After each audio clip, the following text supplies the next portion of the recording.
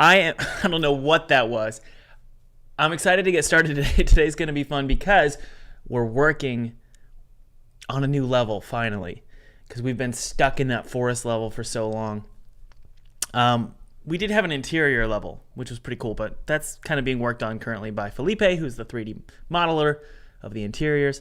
All that said, we're going to jump into Unity and we're going to take a look, well, at this new snow level. Really excited about that. Before we do that, guys, I do want to make sure I ask you to like the video, subscribe, and hit the notification bell, because I want to see you guys every time I live stream. It's really fun hanging out with you. So be sure you do all those three things: like, subscribe, hit the notification bell to get notified when I'm live. And also remember, there's a 2D game kit below, totally free 2D game kit below that I've created, and I use this to make a game for PewDiePie.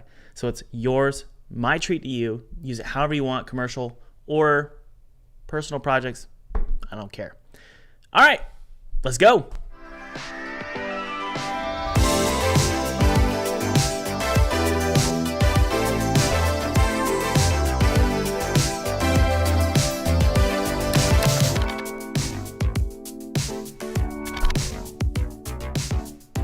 Snow day.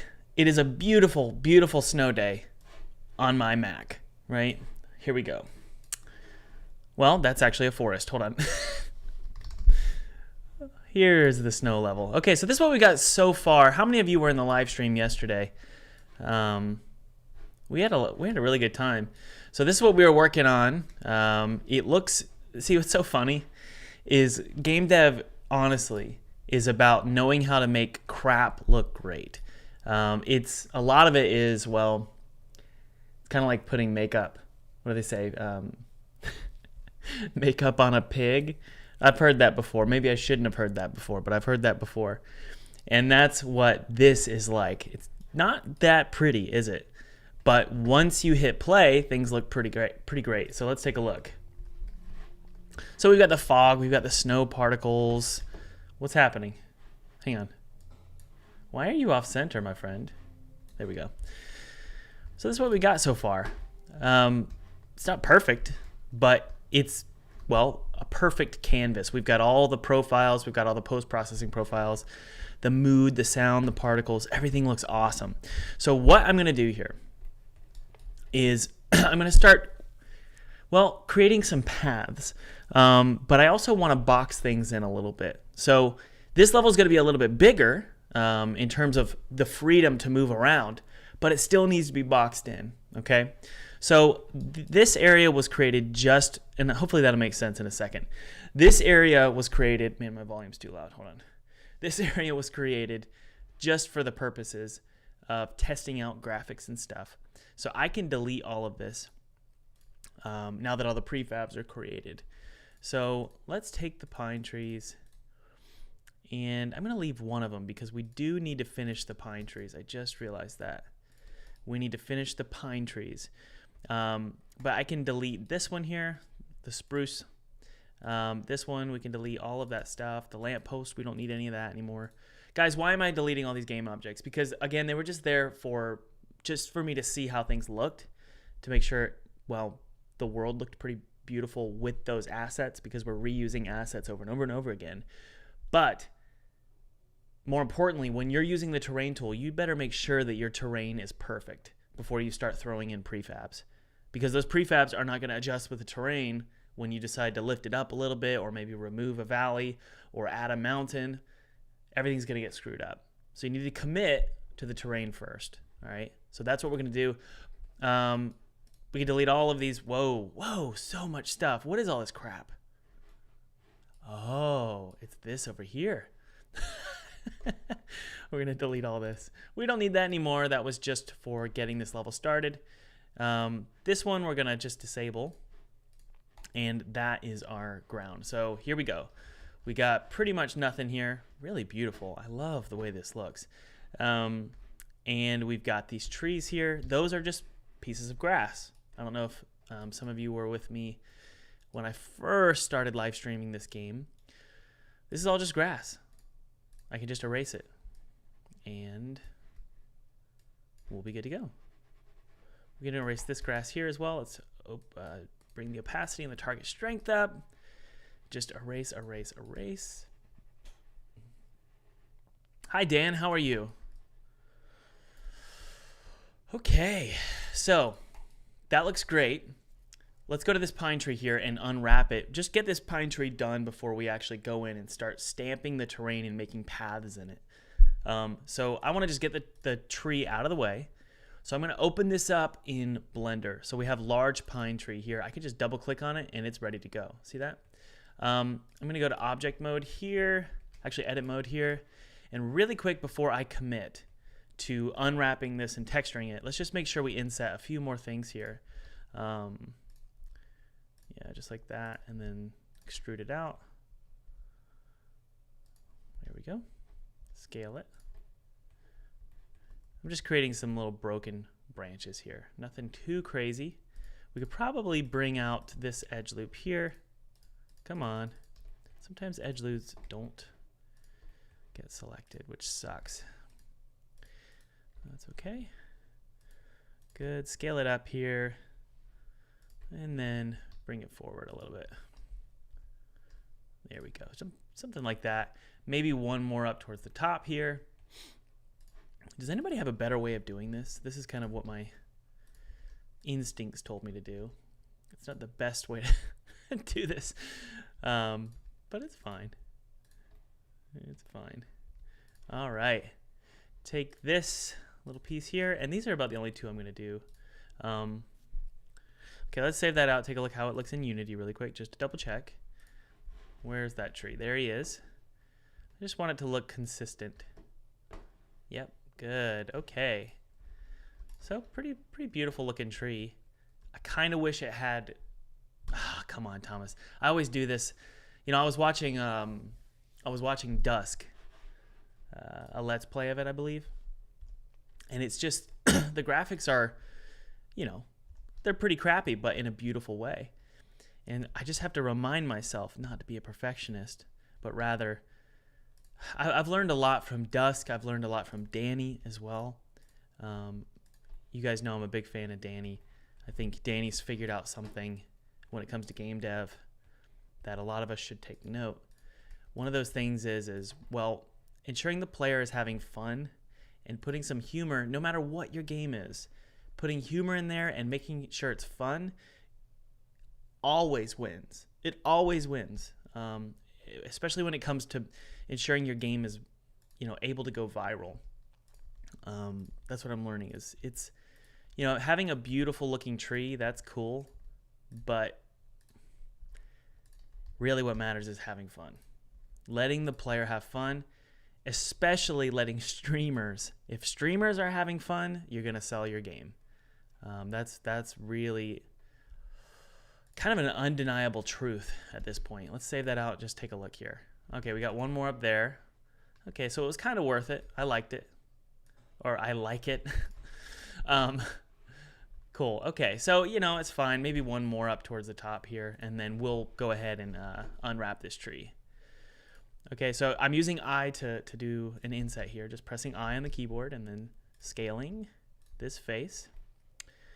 Maybe squashing it a little bit more and then pulling it out. Just like this, scaling that. There we go. And then one more. And just bringing it up. Bringing it up. And then pull it over here. And that should be good, honestly. Maybe a little bit more. What do you guys think? Do you agree? Do you agree that having a fun game is much more important than a beautiful one? I'm trying to, I really genuinely, I am more than blessed, honestly. I am more than blessed financially. I'm a full-time game developer. I make great games, but, and I say that just, you know, I think the reviews for my games are great. I'm really blessed that my online course is doing really well right now with over 2,500 or 2,200 students. I believe that's how many there are.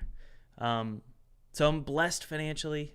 I'm blessed with the skill sets that I have. But I will say, I'm ready to make that viral game. You know, like my games They bring in plenty of income, like I said. Everything's great, but I'm ready to make that viral game. And I have this theory, and the theory is this. I may not know how to make a viral game, right? But you guys do, because you're the players, you're the audience. And I'm really into the concept of using YouTube as a communal way of making games. And Danny does this really well. Who else? Blackthorn Prod does that really well. And so I really want to stop trusting in my gut and rather trust in your gut. Because, I want to make a game for you guys. I don't want it just to be my game. And I think that's really, really important to remember. That's why I'm a big fan of saying your game is not your baby. And if it is your baby, good luck making a good one. Because you probably don't have the instincts of Edmund McMillan or Danny. You just probably don't. Maybe you do. Maybe a few of you in the chat do. But most of us don't have those instincts about what makes a game really, really fun. And so I want to lean on you guys and what you want. So hopefully I can take the feedback from you guys as we live stream daily. All right. I really like that tree. That is a pretty tree. Now, why am I focusing so much on this tree? The reason is because it is going to be only one tree. We're only going to use one tree for this game, the entire game, or this level, the entire level. There's only really one tree, maybe two. And so I want to make sure that this one is glorious. It's still low poly, it's still old school, but I want to make sure that it's glorious.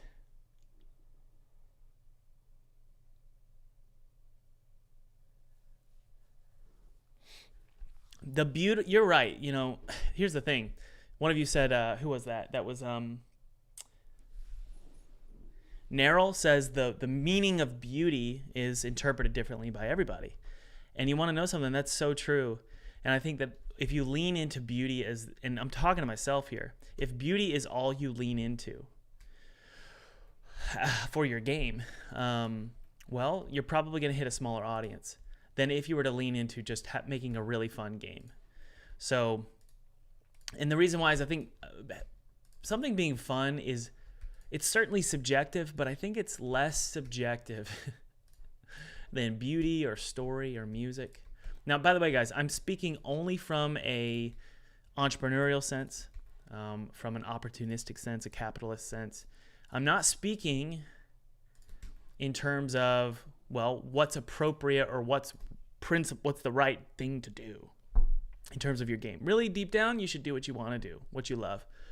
But if you want to make some money, if you want to keep your business rolling and bringing in income, you probably want to start thinking about what are some things that are almost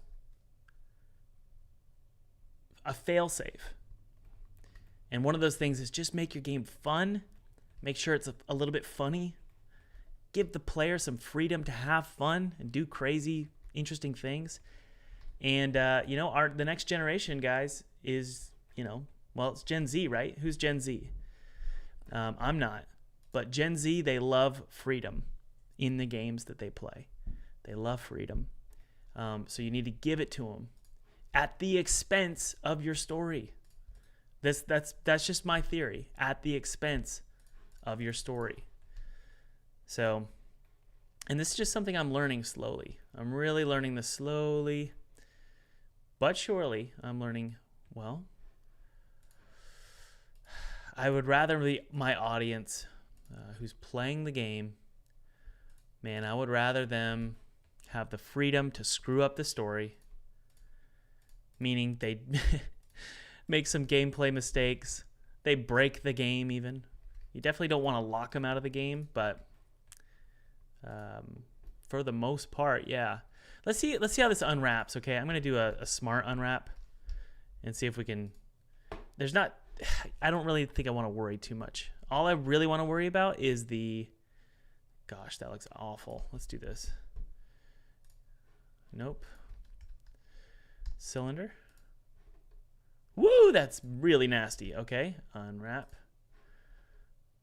Whoa. What? Yeah. So it's down here. Well, I think we could probably get away with using this. There's the trunk. We sliced it and it sort of unwrapped. So that's pretty cool. So how about we do this? We'll take this and we'll turn this on, scale it. Scale it. Bring it down. Whoops. I'm not sure if what I was saying earlier makes sense, guys, but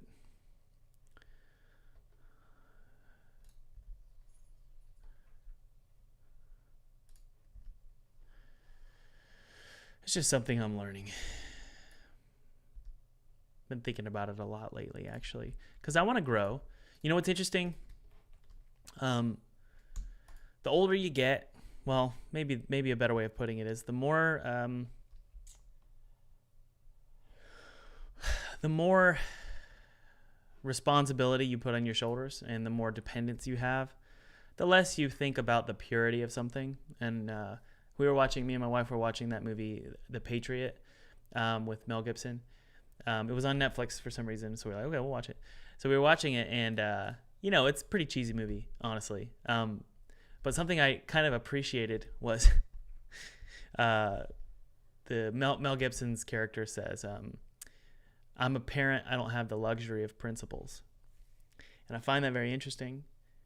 I think a lot of what the story is about is that question, which is the older you get, the less you care about the principles of your decisions, but rather the effectiveness of them in protecting your dependence. And so, right, and what's so interesting about that is it helps me. I guess it depends on your personality, but it actually helps me be a more effective artist. Because the truth is this. Here's the truth. That looks like a giant. Anyway, the truth is this. And we could probably just squash this down. The truth is this. If I'm focused on growth, let's say I focus on growth for this channel. I just want to grow the channel, which I do. I really want to figure out how to grow it. Well, what am I really saying? Well, essentially what I'm saying is I want to make sure my audience really, really loves my content, right? So it's, in a weird way, you're selfishly being selfless. You're thinking about your audience and you want to serve them as best as you can so that you will grow. So it's a really, really interesting sort of way of thinking about it. And so instead of being a purist and being, in a weird way, self-centered, that is the weirdest thing I've ever seen. Well, I've seen this many times, actually, since I was born. But this is I just didn't expect it to appear on my screen like this. So let's export this out. All right, export. Oh man, I love my life. All right, let's export that out. I'm fine with it looking. This is just terrible, honestly. So you can actually have impure. I'm not saying my intentions are impure, but I'm just saying let's pretend that they were. You can have impure intentions as a artist and be really businessy and business focused. But if you genuinely want to grow your studio and you want to make money and you want to, make your game go viral, ultimately you do need to listen to your audience. So in a weird way, you're forced to be selfless for your selfish intentions. Does that make sense? Okay, let's open up Photoshop here. And then also go back to Unity. And everything's unwrapped, so we need to make sure we save this. Go back into Unity here. Here is our giant tree. And we'll go to the texture here, or the material here, and we're just going to drag in that new texture that we just created. There it is. Open it up in Photoshop first because I want to save it as a PSD. I don't want it to be a PNG. I want it to be a PSD. Why? Because, guys, PSDs can be edited on the fly. and you can just save them. You don't have to export them, right? And you can keep the layers, retain the layers, and edit them later. This is hilarious. Large pine tree, PSD, right? That's all I'm going to do. I'm just going to put PSD in the title here.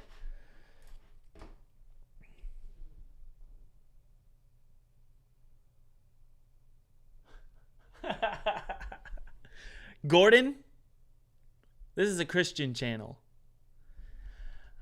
If we go into Unity here, we now have this PSD available to PewDiePie says that all the time. Well, he used to. It was like 4 years ago when he used to say that. That was so funny. I thought that was funny. I liked him. I liked it when what am I saying? I liked it when he said that. I thought it was funny. I already said that. Okay, let's drag. Shh, Thomas. Let's drag this in. There we go. And it looks like it's wrapped properly. So let's go to our. This is going to be fun. Let's go to Pexels.com. You guys know I like Pexels.com.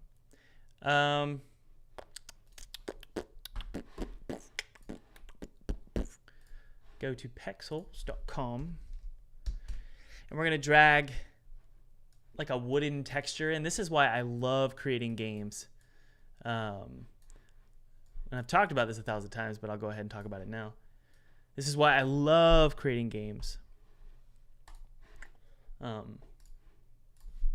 That are old school, because you could compress the textures down and it matches your scene. So I could just type in bark. Maybe we'll get a dog here. No, we're good. And I could just take this, actually, copy that in.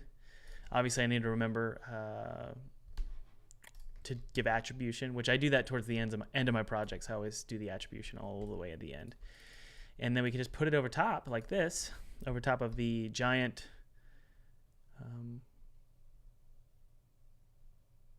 pine tree. We'll drop the saturation down though, like this. And then we're going to put some, actually we can just do gray. We can honestly just do gray. And then just do this. There we go. And then turn that off, save it, go back into Unity. And you can barely see that. What's going on there? Ah, yes. That's what we need to do. There we go. So look, first thing is we got our texture looking great. Now you'll notice, guys, that it doesn't match, right? It doesn't match the game. So how do we solve that problem? Okay. You guys thought I was terrible at unwrapping, didn't you? It doesn't look bad. Let's go to the PSD here. All we got to do is drop it down to 128 and then point no filter, hit apply, and now we've got a crisp. Whoa, that's way too low. Hold on, let's go to 512, hit apply. All right, now we got a crisp looking tree. Nice and crunchy, crispy texture, which is exactly what we wanted. Awesome. Hey, I like it. You know, this is going to be really fun. Let me show you something. You can actually do a little bit of shading here. I'm spending way too much time on this, but I'm having fun, so it's okay. We could actually do something like this. Just go up the line here and do it for, well, we can do it for that one and just shade it. Just look at this. Just do a little bit of a shade here and create some kind of a sense of ambient occlusion, but it's going to be very subtle, and it's also obviously going to be pixelated. So there we go. And drop it down. That's fine. And then let's just do some splotches of snow. All right. So let me think here. I kind of want it to look like Pinstripe, which is my first game. So maybe we can do something like this, sort of have it coming up around the base like this. So we're going to have snow all the way, and we're just going to see what this looks like. I don't know exactly if this is going to work or not. Something like that, right? And we'll just make it white. See how it looks. We're going to keep, well, let's just save it and take a look.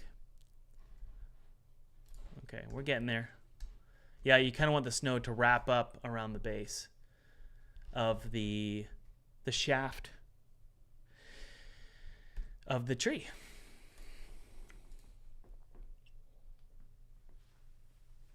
All right. So just actually we can just start here. Actually, you know what? Let's just do it again. I think it was probably right here that it really needs to be. Have this snow. We could probably go up a little bit higher for that one. And go down. It's going to look good, I promise. You just got to wait. And be patient. And trust me. Just trust me. Okay, we're getting there. Hey! I actually have no qualms with that. I don't like that it's not matching that color down there. So what we could probably do, just maybe, is go to the snow, the actual snow texture on the ground, merge that together, copy it, paste it over top of this, and do something like this. There we go. Whoops. What? Okay, hold on. Yep, convert that to a smart object and then just duplicate it all over, right? Now, we obviously need to make sure that the shader is pretty much identical to the snow on the ground. So we'll see if this looks right. We'll see. Save that and then take a look at Unity here. Yeah, it's not my favorite. I don't like how it's doing that, to be completely honest. Let's try this. It doesn't look right, is all I can say. It just doesn't look right. So let's combine all these, okay? And I'm going to pull them down significantly here, so that there's just a little bit, right? Just a little bit. Jump back into Unity here. Okay. That might do us pretty good here. So I shouldn't have said it that way. This looks pretty good. All right, let's turn off the UV. You know, it's fine. It's fine. Okay, yay, we got it. Good. All right, we're done with the tree. The next thing we're gonna do is start, well, just laying out the generic look, okay, of the landscape. So here's what I like to do. The first thing I want to do is just set the height, okay? So we're going to set it to we could probably get away with 200.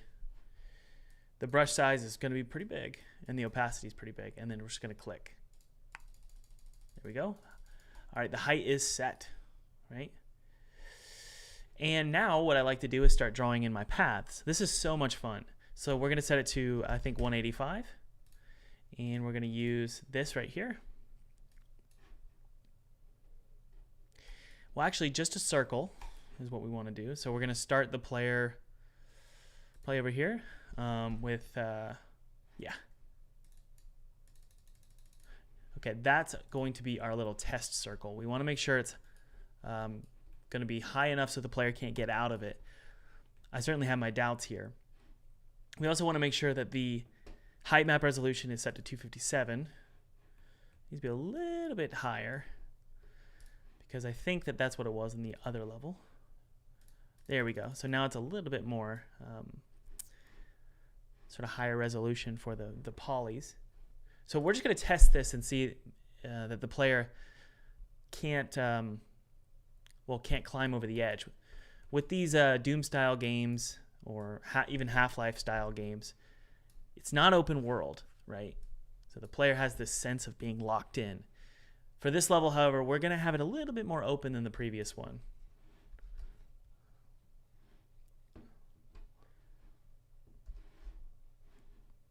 Sweet. Feels pretty good.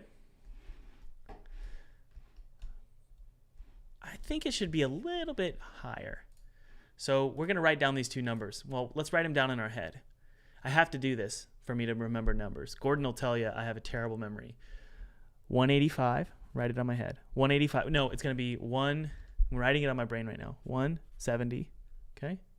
That's 170. And then the other one is 200, okay? There we go. That's my trick. That's how I remember things. 200 and 170. Okay, so this is going to be 170 here. Let's take a look.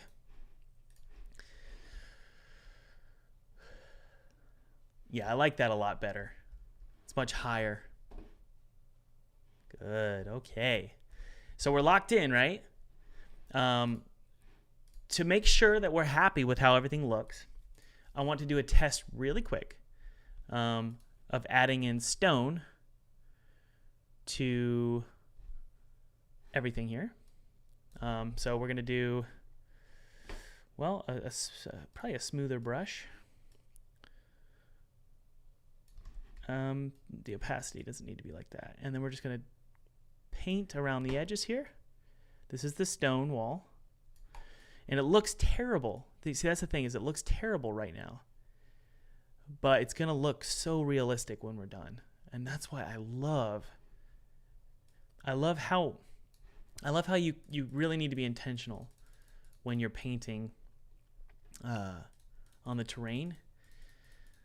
Because, well, it's almost like painting a picture. You don't just expect the picture to look good right away.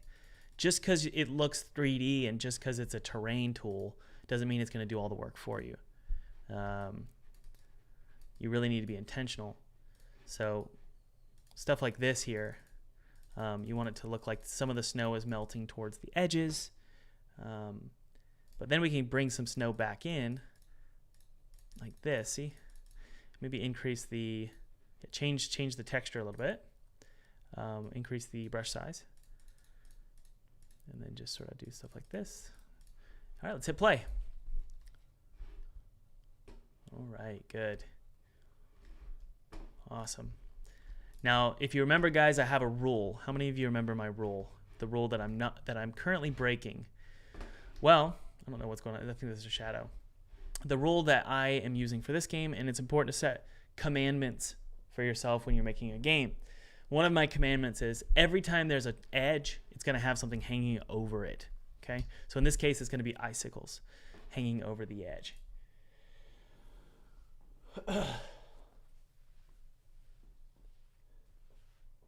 All right. Let me check on the chat. Just make sure you guys are happy. Is everybody happy today? Are we doing good? Can we get to 300 viewers, please? No, let's try and get to 310 viewers for once in my life. 310 viewers today would be wonderful. If you guys can do that for me, I will, I will keep live streaming. That's about all I'm willing to commit to. But do it for me, all right? Okay. Well, first off, you know, the wall around is a little too, what's the word? Boring. So we'll raise up some of it. Just like this. Drop down some of it like this. Looks a little bit more, whoa, whoa, whoa, Thomas, be careful. Make it a little bit more natural. Actually, we'll just smooth it out. So we can do some pretty crazy stuff here like this. Okay. And then drop this down like that. See that? Look. So it just looks a little bit more natural. And we'll use the smooth tool in just a sec here. There we go. Smooth it out. So now it looks a little bit more, you know, realistic. I love playing God. This is so much fun. Terrain is one of my favorite things to work with in Unity. It really is. Let's take a look. Good. We'll add some stone there. Good, okay.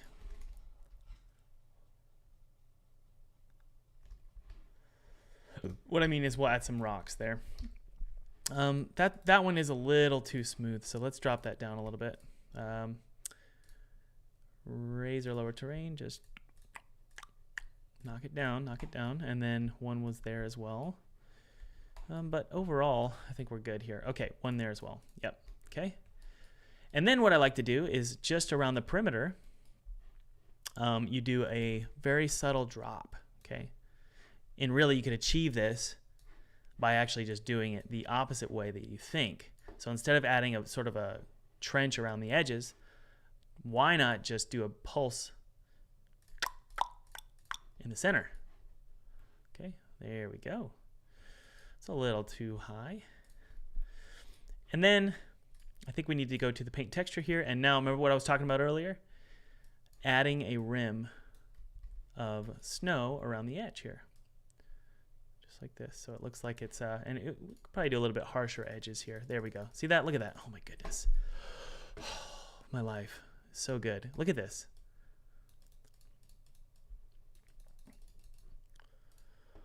Oh, I love it. Whoops. Don't do that, Thomas. Just do a little bit of, actually, let's bring the opacity up and just start clicking. We can even do small ones. This is really cool. Look at that. How fun. You got little icicles now. Might be a little too high res. Yeah, that might be a little bit too high res. Let's take a look at it. It is. It's too high res.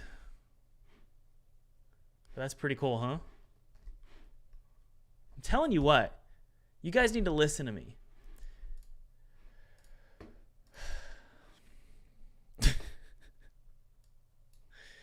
All right, so that's too high res. So let's go back in time. Okay, we can't do it there, but we can. Sorry. I realized that sounded really cocky. But you should listen to me. Okay. Well, we can just fix these over here. It's just a little too high res, isn't it? Yeah, it's just too high res. Say it one more time, Thomas. It's too high res. Okay.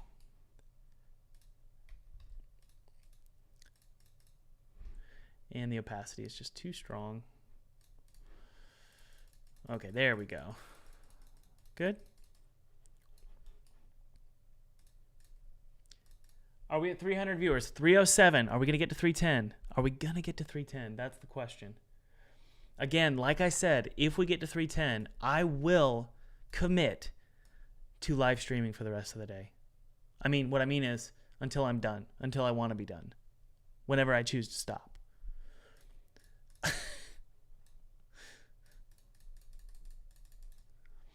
All right. This is a little bit more time consuming than doing the moss on the previous level. 307 viewers. Come on, guys. What are you doing? Get your life in order.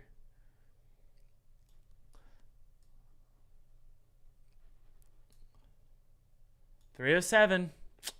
I'm a bit disappointed.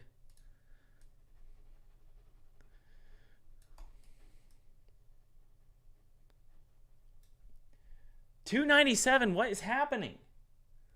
Okay, people are pissed. I should probably stop saying that. All right, come on, Thomas. We're almost done here. You got this. All right, we added snow. And I wonder if we can make the pine trees. I like that.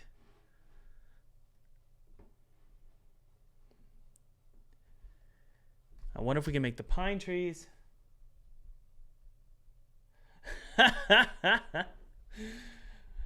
Yep, Josh says everyone's trolling you. That's right. I would troll me too. Something I realized yesterday is I can be pretty annoying. I'm working on it. Let's drop the open. We don't need it to be so vibrant. Okay. And it doesn't have to be beautiful on the edges there, guys. There we go. Okay. I kind of like it. That's our snow level. So now we can add pine trees, but here's the thing. We've got pine trees, but I kind of want them to be white, right? Or maybe, yeah, I want them to be white. Okay? Yeah. So what we're going to do is go to our pine tree here. Is it this one? Nope. Let's type it in, pine tree. 302. We're at 302. Are we going to get to 310? There's our pine tree. Wow, that is, wow. It's really pretty. We're going to make this white. I'm going to see what happens to it if we just make it white. Okay, and I'm going to save this as Pine Tree. Well, nope, Thomas, be careful. So what I'm going to do is actually duplicate it first. The reason I duplicate it in Unity instead of creating a new one in Photoshop is because it copies over all the properties. So I want to do it here. So this is going to be Pine Tree Snow. Double click on that and then just crank up the lightness. So now it's pretty white. Yeah, that we can do that. That's good. Go back into Unity here and going to select here, and we're going to create a new. I wish I could. Okay, hold on. Yeah, we got to create a new one. Add grass texture, and it's going to have Pine Tree Snow right here. And we really should have it vary in color, but not by a lot. Maybe just some gray. We're at 305. We're at 305. We're going to do this.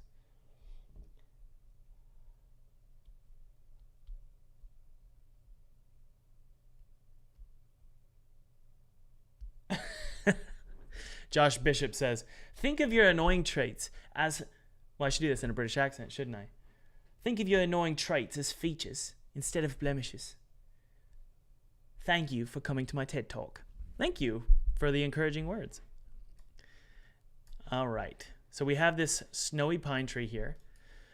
And you can see it's tiny, right?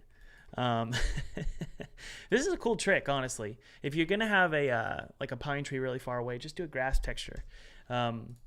So let's go to edit the pine tree here. I'm going to take those properties, which let's memorize them. So everybody memorize one of these features here for me. So min width is 10.4, max width is 15, and I'll ask you later, okay? So everybody memorize one of these. Okay, so 10.4 and 15. All right, tell me what they are. 10.4, 15. What's the minimum height? Does anybody remember the minimum height?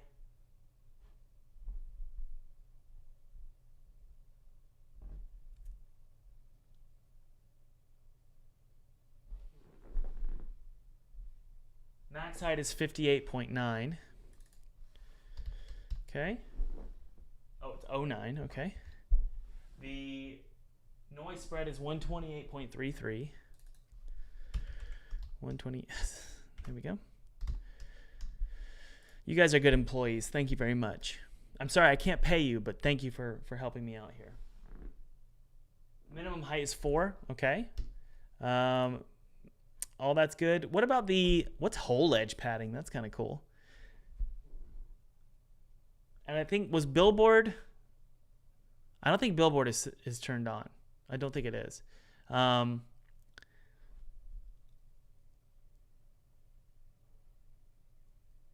wow. We made it to 310. Thank you, guys. Wow, we're at 320, actually. Can we get to 350? That's the question. You know, I told you earlier I would be happy and excited, but I'm actually not. I'd rather get to 350. All right, let's hit apply here. That should be good. Thank you guys for your help. So great. The tree looks wonderful. Hey.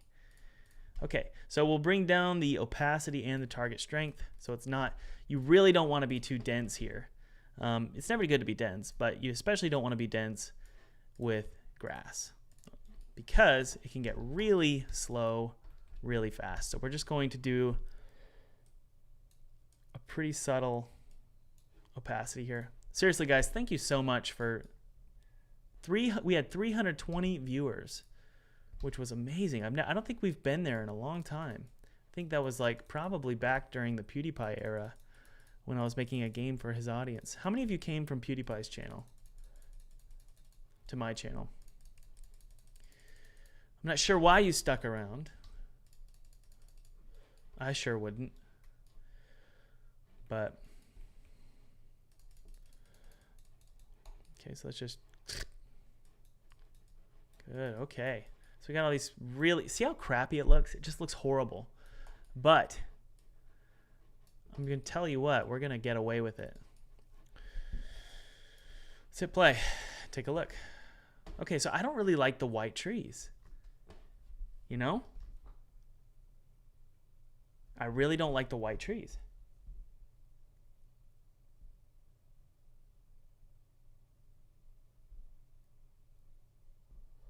So Mumsai and Tisho and Mino came from PewDiePie's channel. Pretty cool. Always grateful to feel it. Go to that 2D game kit below, guys. The same to edit this snowy pine tree here.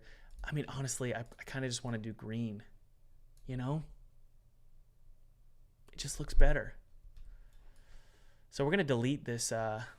Yeah, we're going to go back in time. I don't. Yeah. I don't like those trees. It just looks weird. And I like the pops of color with the green, you know. Although we're gonna do red. There's a thought process I have here, which is this level's color scheme should probably be different than the previous levels. The previous was gray and green. So for this one, let's do like grayish brown and maybe like red pine trees. And then that'll take us into like the autumn level, which is more like beautiful red colors. Okay, so we can do that right here actually. Edit details, go to edit, and just do red and yellow and orange. Let's try this out, take a look. This needs to get the H out of my way. Okay, there we go. That's kind of cool. Let's exit maximize on play so that we can actually edit this. So a little bit orange, maybe a little bit green even. No, the red is cool.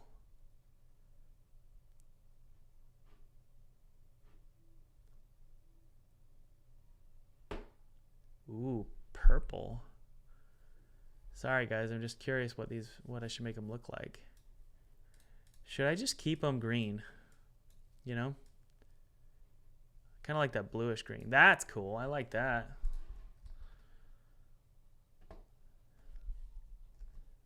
Yeah, that's kind of cool. And then a little bit white. Okay. So that actually doesn't look bad. We're getting there.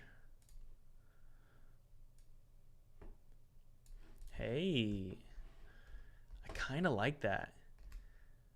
So it looks like the color scheme is actually kind of like a bruised blue. It's really pretty, honestly. Yeah, I think we're going to keep it like that, guys. And then the pops of color are really going to be in the grass. I think the grass on the actual snow, we can do some really cool pops of color. So I'm cool with that. I'm going to hit apply. Let's take a look full screen. That's really pretty.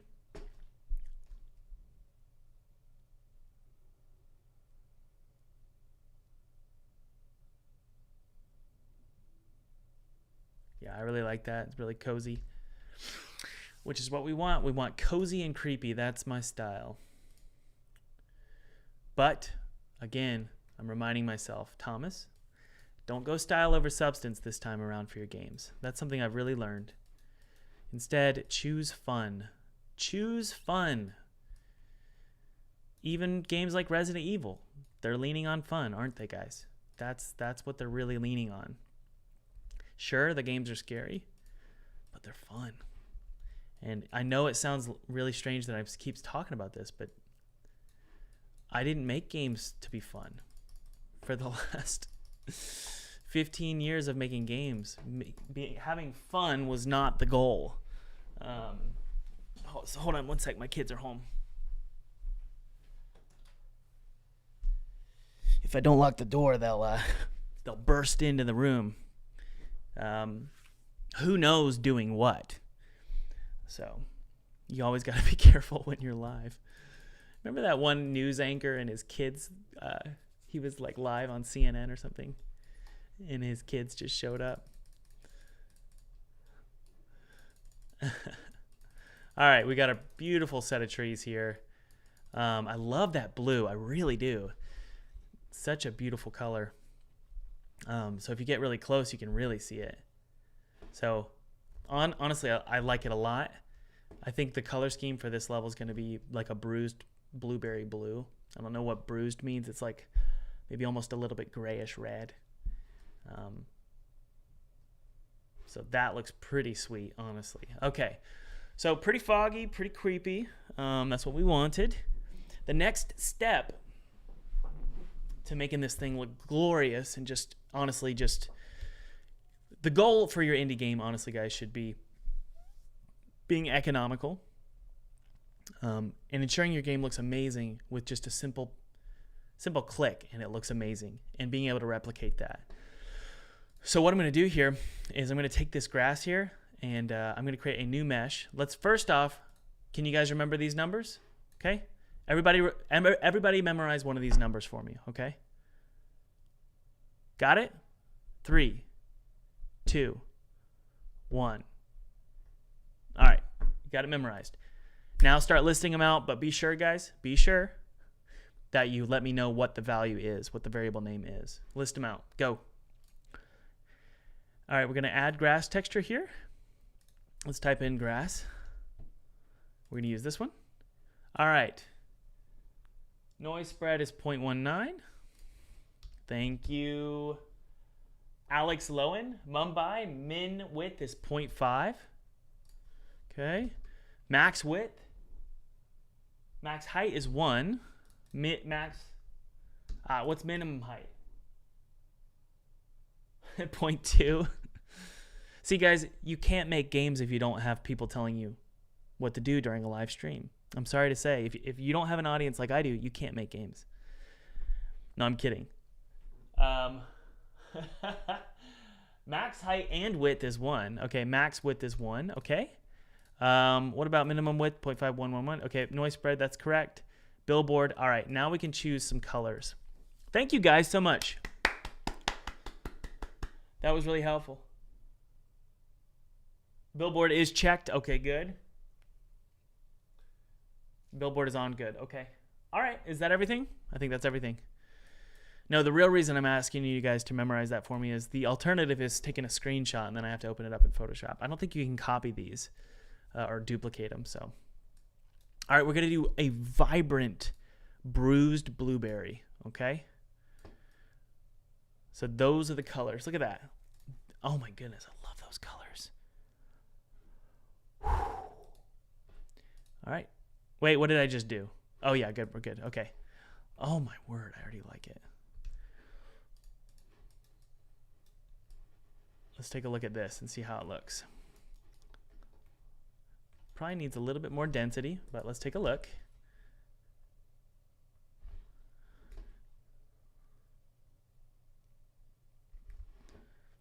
I thought I liked it, but I don't like it.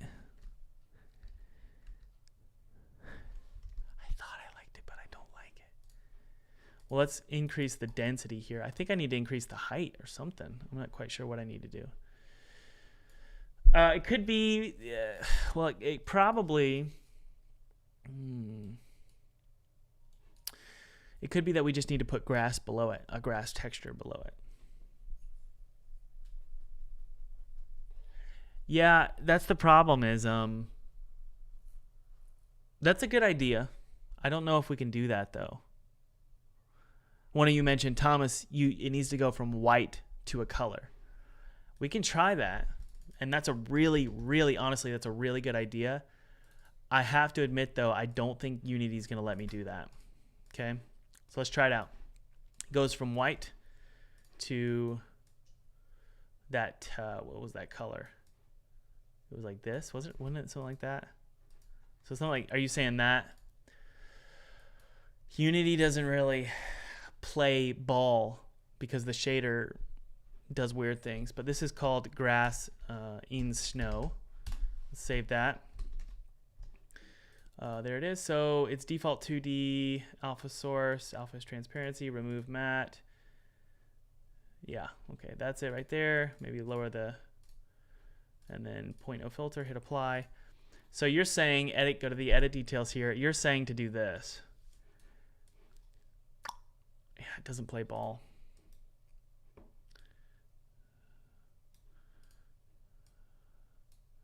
It never works. Well, that's not bad actually. You might be right. Let's see here. Hey! You were right. I was wrong. I like that a lot. Cool. So I'm down with just doing this. Just making this gray for now, because that will give us more control over the color in Unity and not necessarily the color in Photoshop. Round of applause. That's awesome. Way to go. Thank you for your help. All right, jump into Unity here. Okay. Exit, maximize on play. I feel like the max height is wrong. I think sometimes it needs to be a little bit higher. Okay, let's edit this guy. Ooh. Okay. So interestingly, when we change the color, it changes the white at the bottom. Okay? We don't want to do that, so we need to go back in time here and make it like this.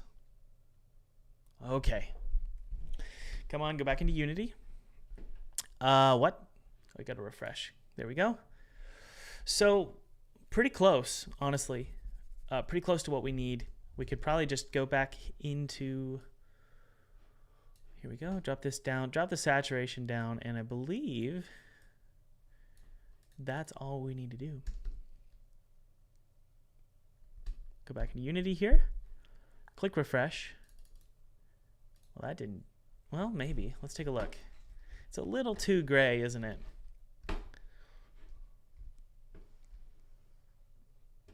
Awesome. Okay, so we're close.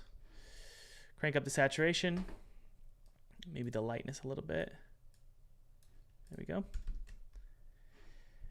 So close, so close. Hit refresh. Well, that didn't work. What? It's so strange. I guess we just need to crank up the saturation to about like this. Let's try that. Why? There we go.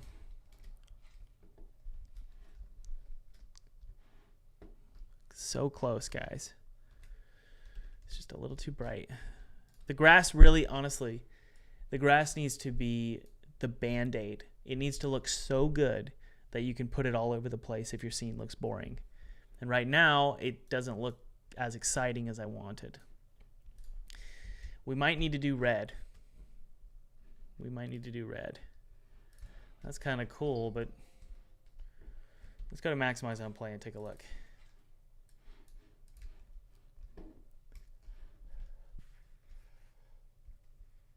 Yeah. We're like brown. We're going to try a few things. Well, let's try red first. Pink would be cool too, but let's try red. Save it. Go back in Unity. Exit, maximize on play. Refresh. Ugh. Let's see if we can create some variation here.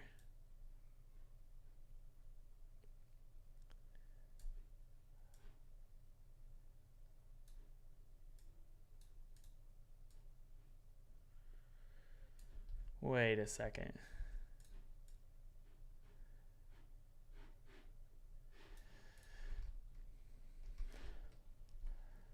Does it need to just be green?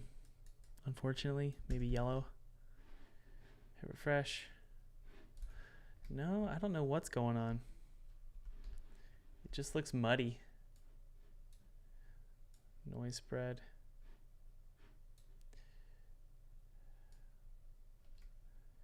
Kind of like that. So it's much higher on this level, which is fine. I think that's okay. Let's drop down the darkness though and increase the saturation. Hit refresh. Oh yes, we're getting there. Okay. We're getting there. Let's go back to that teal color. Yeah, I think it needs to be, sorry to be focusing on this, guys, but I think it needs to match the game. I don't want it to be like too playful. Okay.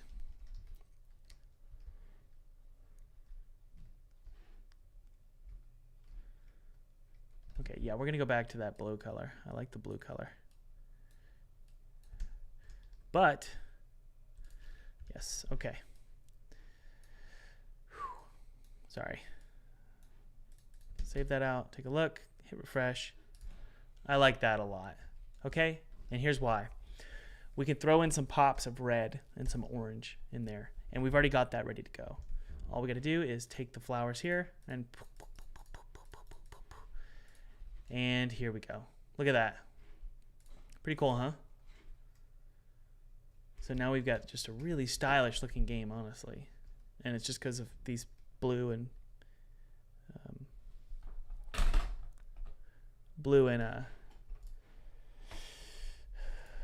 red pixels. Hey, Cody. Welcome. All right. So there's that. Really pretty, honestly. I'm going to create a new plant type for this level. Let's come up with some ideas together, guys. What kind of, it doesn't need to be a plant, or it doesn't need to be a tree or even a bush. Maybe a flower of some kind. What kind of flowers? But they need to be tall. What kind of things would you expect to see in a snowy wilderness that we could try and put into this? So I want a little bit of variation. Obviously, we could do weeds, but I don't know if the weeds look right.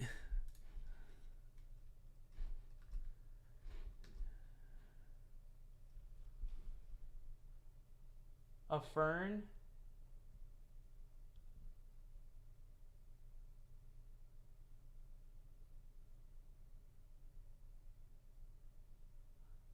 Yeah.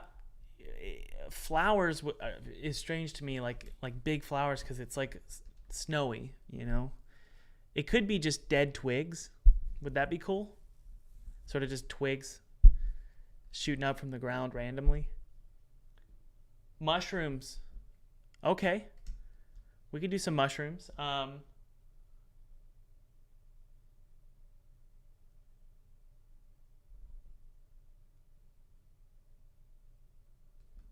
Okay, we could do some mushrooms. This will be fun, actually.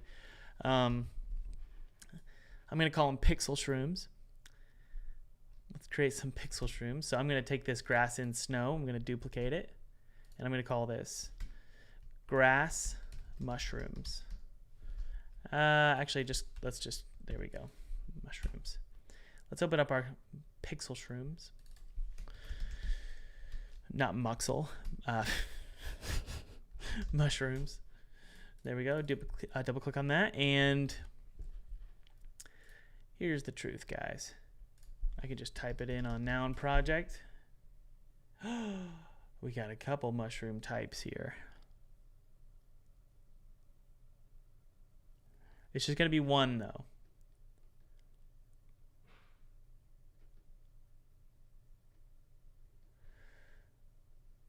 I can figure it out myself. We'll just do this. Okay. And it's going to be white. So we can change the color in Unity. Cut them. And then do this. Okay. Maybe make the top a little bit more tall. There we go. Nothing special here. Let me scale it up a little bit. File, save as. Mushrooms. Who knows what that's from? Mushrooms. So we'll save that. Whoopsie. Yeah. Oh, yeah. We're fine. Okay. I'm gonna lighten up the grass over on the edges. It's a little too intense here. So there we go. And then same with this. There we go.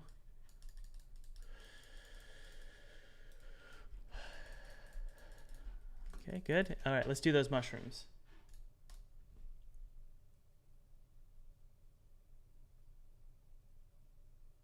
Yeah, so what I'm asking for, guys, is things that we can use the grass tool for. So far we've got grass, flowers. We can even do pine trees. And we're going to do the mushrooms as well. So let's go here and drag in mushrooms. There we go. Healthy color is going to be like a red for now.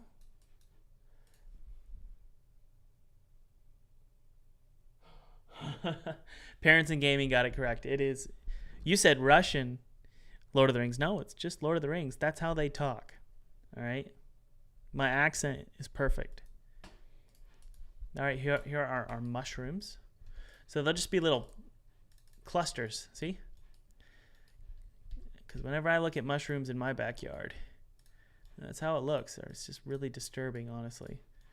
So just these red mushrooms. Now, I like them looking crappy.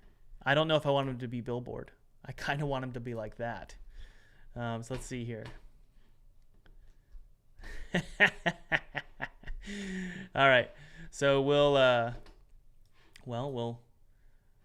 crank down the size a little bit.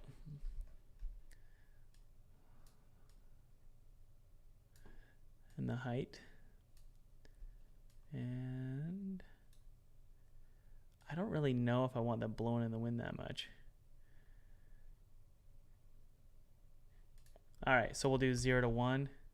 0 to 1. Nope. How about 1 to, 0 to 1. There we go. And then 0 to 1. They're blowing too much. I don't want them blowing like that. How do I avoid them blowing? Okay, billboard is what we got to do here. And then we're going to have gray as well. And pretty aggressive noise spread. I don't want them to be able to get that big, so 0.5 and then 0.5. No, too small. 0.8. Yeah. 0.2. 0.2 for the minimum sizes. All right. Got some mushrooms. We got some grass. Pretty cool. I like it.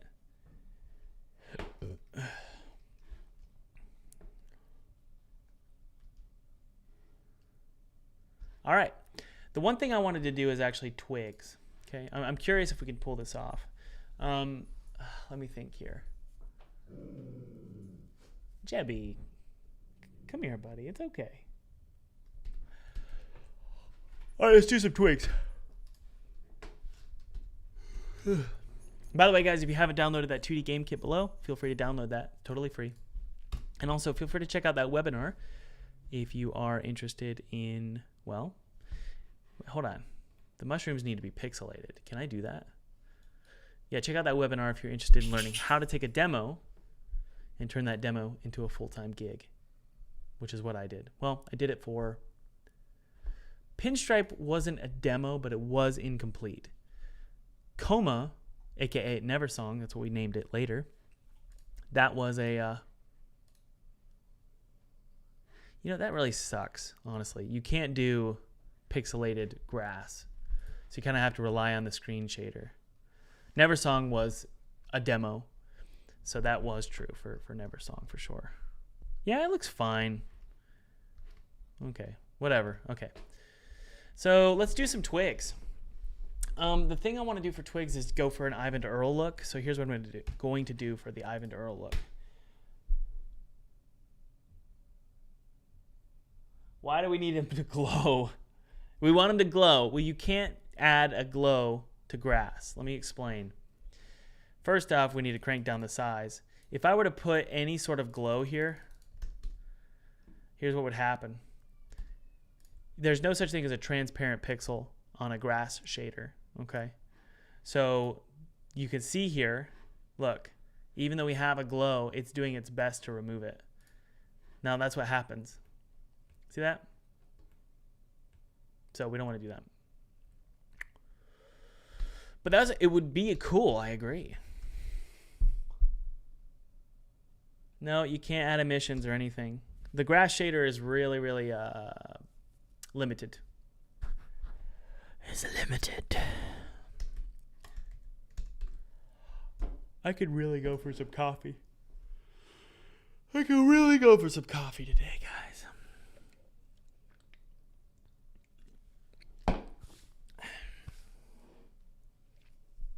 right. Yeah, it is sad. Okay, anyway, let's go to the mushroom here and duplicate it. And we're going to do twigs. So we're going to duplicate this and going to call it twigs. And take it, delete it. We're going to go to this tool here and yeah, we're just going to do this. Just a white twig. Let's add a black background so we can see better. Hopefully this will make sense what I'm doing here. The problem is, let me think here. Ugh. I'm trying to think, sorry. Do something like this, and then maybe shrink it right here. Hold shift though. Okay. Then you take this, it goes all the way up. Yeah, there we go. Rotate this. This is kind of an Ivan Earl-esque twig, which also definitely mimics the pine trees we created yesterday. Okay. Bring that one up like that. Bring it over a little bit. There we go. Okay. So there's our twigs. And we're just going to try and see if this works. Okay. Save it out. Go into Unity. Right?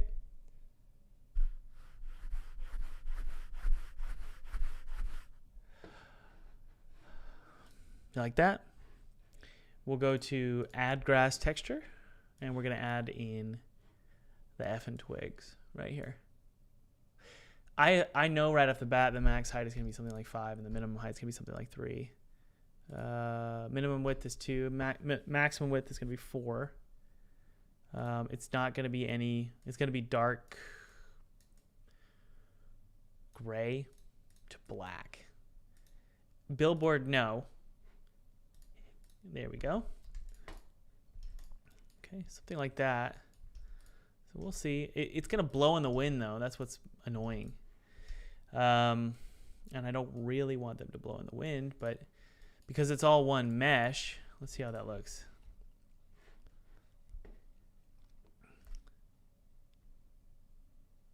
Not bad.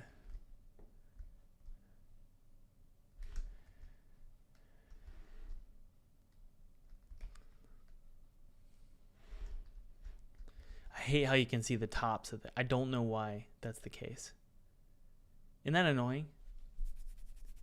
That's really annoying.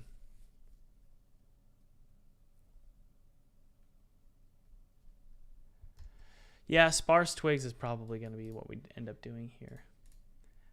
So let's erase those. Just crank that up. And it could be that you just want to put them inside. Again, I'm just testing everything here, guys. We have our grass here. You'd have it like this. Maybe some grass here. Maybe just a little bit of red and then maybe some twigs. Let's try that.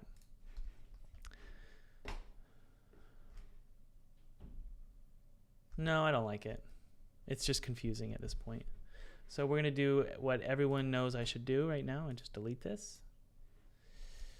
Save it out. And let's start adding in some stone. Okay. If you remember, we have our big rock here. There's so many. Yeah, we need to go to our prefabs folder because there's so many stones that aren't the correct one. And obviously you definitely want to be intentional with being clean and naming things properly. But I know for me, yep, there it is. That's not what I'm going to do. I'm not going to spend my time doing that because I'm going to hire someone to do that. For me, it's all about getting all of the assets looking pretty and then having 2, maybe 3 dudes or gals come in and clean it up, right?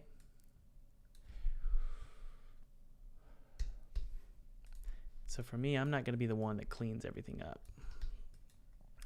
I'm trying to spend more of my time doing the things I'm really, really good at And that includes art direction, style, ambience, music, that kind of thing. So let's just arrange some rocks. Essentially what we're trying to do here is get the scene looking exactly the way we want it. And once you get an idea of how it should look, then you can go, okay, now I'm going to make my map, right? But I want to make sure that everything looks the way it should. Okay, so we can put some big stones right here.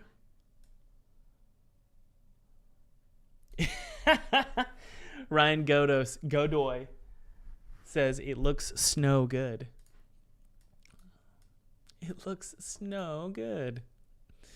I love that. That's funny. Okay. Now, what I'm going to do is take this, make sure it looks good. I like it.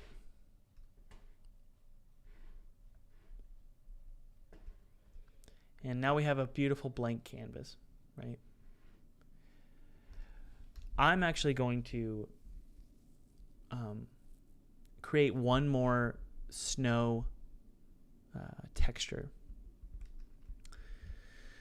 The grass, obviously we need to erase all of that because it's just random. There's no really intention to it. So I can go to the opacity here and just really, the mushrooms are fine actually.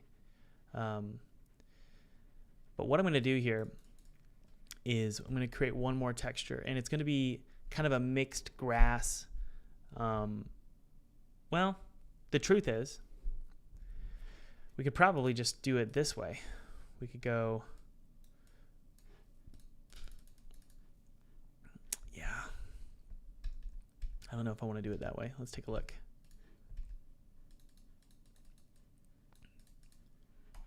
What happens if I throw in some grass like that? And then it's green though. That's the thing. We want it to be blue. Yeah, but that's what we want to do for sure. But we're going to do blue. Okay. So this grass texture here is currently set up as a grass layer. There it is. This is the, hold on one sec. Where's the layer? There it is. Okay. So we're going to duplicate this. This is going to be called grass snow. Okay. We're going to take the grass here and duplicate it. This is just a grass texture, and it's going to be called grass snow. It's going to be that blue color. So we'll go to hue saturation one more time here, and we're going to do a bluish color. Drop the saturation down, save it. All of the settings are saved in the inspector because we duplicated it in Unity, so we're good. Then all we got to do is add that layer. We're not creating a layer, we're just adding one, which it's already created, right? So it's grass snow. It's right there. Make sure we drag in the correct snow here. So it's going to be this one. And yep, there it is.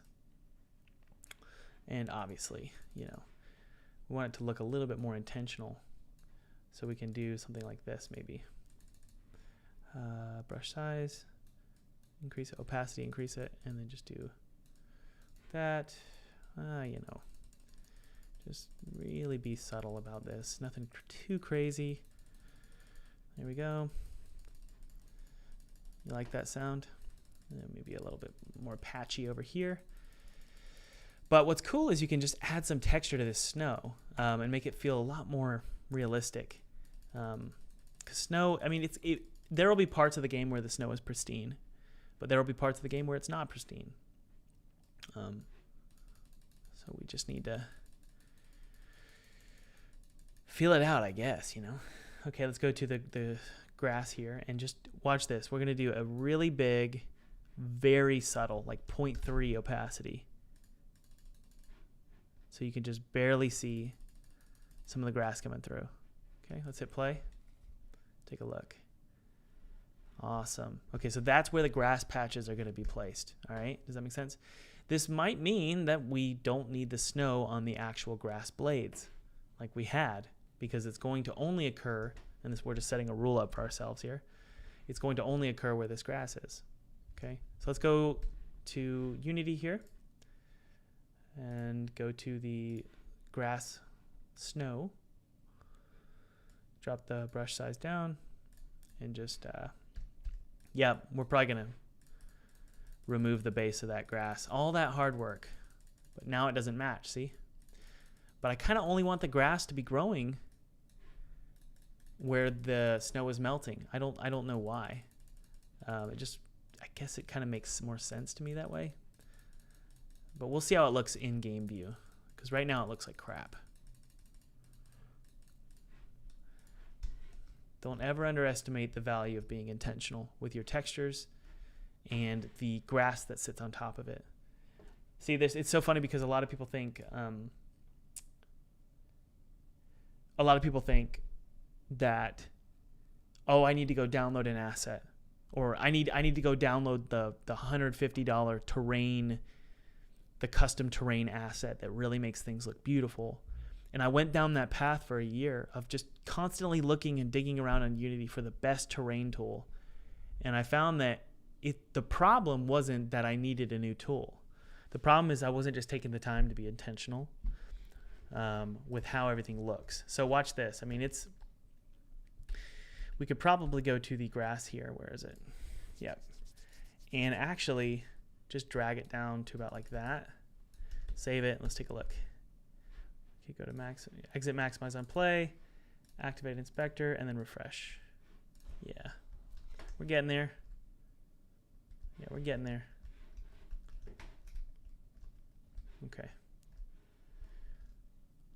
I like it. It looks a lot more realistic now. Okay, one of you said, I can't wait to hear the sound effects. My bad.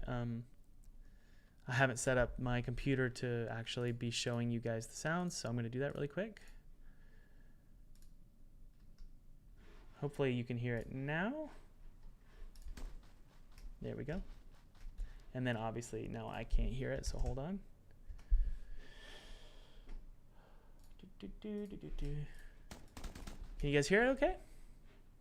Thanks for letting me know. So now, okay, good. Okay, I kind of want to open up right here and create a big field, and it's just trees, right? What we're going to do, though, is take this. That looks a little weird right there. Let's clean that up really quick. Just make snow right here. Hold on. There we go. All right, just like that. Unity's freezing on me. Okay, so now we go to the tall pine trees. Okay, pine, large pine tree variant, and that's interesting. They're not actually going. What's wrong here? Something's wrong here. What? We got a problem. Let's go to our large pine tree in Blender and save it. For some reason, I want to be able to see, this is the thing. You need to be thinking about the future self. Do you want to have to drag in here and then, oh crap, and then bring it all the way down like this? See, look at that. And now it works, right? Something's wrong here. So what we need to do is go to the actual prefab. Let's double check something here. I don't know what's wrong, to be honest. I have no idea. Well, actually, I think I got it. It could be that we had the wrong pivot or positioning set up right here, these two here. So now when we drag it, it should, there we go. It works. Okay. Got it. It's a little low, isn't it? Kind of needs to be like that. So I'm going to go to Blender. I'm going to, actually, we can just move it up. Just like that, save it, and then that should, yeah, fix the problem. Let's do it again. Okay, it needs to go a little bit lower. There we go.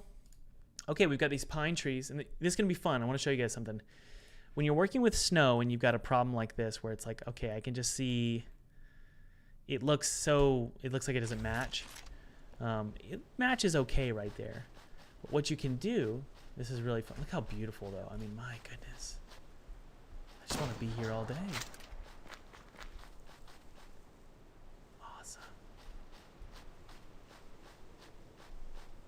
Okay. What you could do is, this is really fun. You go to the Razor Lower Terrain tool, and then you just go to this texturing here and just bump it up. Look at this. So it makes it look like the snow is sort of coming over the tree. Just looks a little bit more intentional. Same right here as well. Okay. And you could honestly, let's make sure we don't need to, yeah, we need to smooth it. Smooth it a little bit here. There we go. There we go. And now when we go to play mode, it looks a little bit more intentional. See? It's not perfect, but it gets the job done.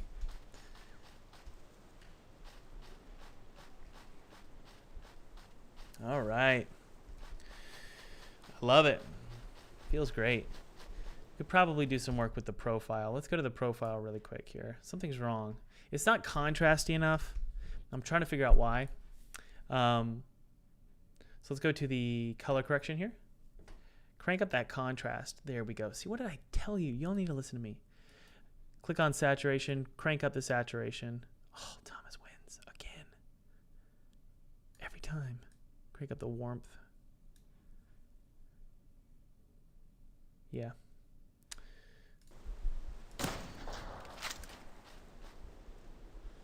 Y'all just trust me and continue to do so. Okay, the tree needs a normal map. The tree needs a normal map.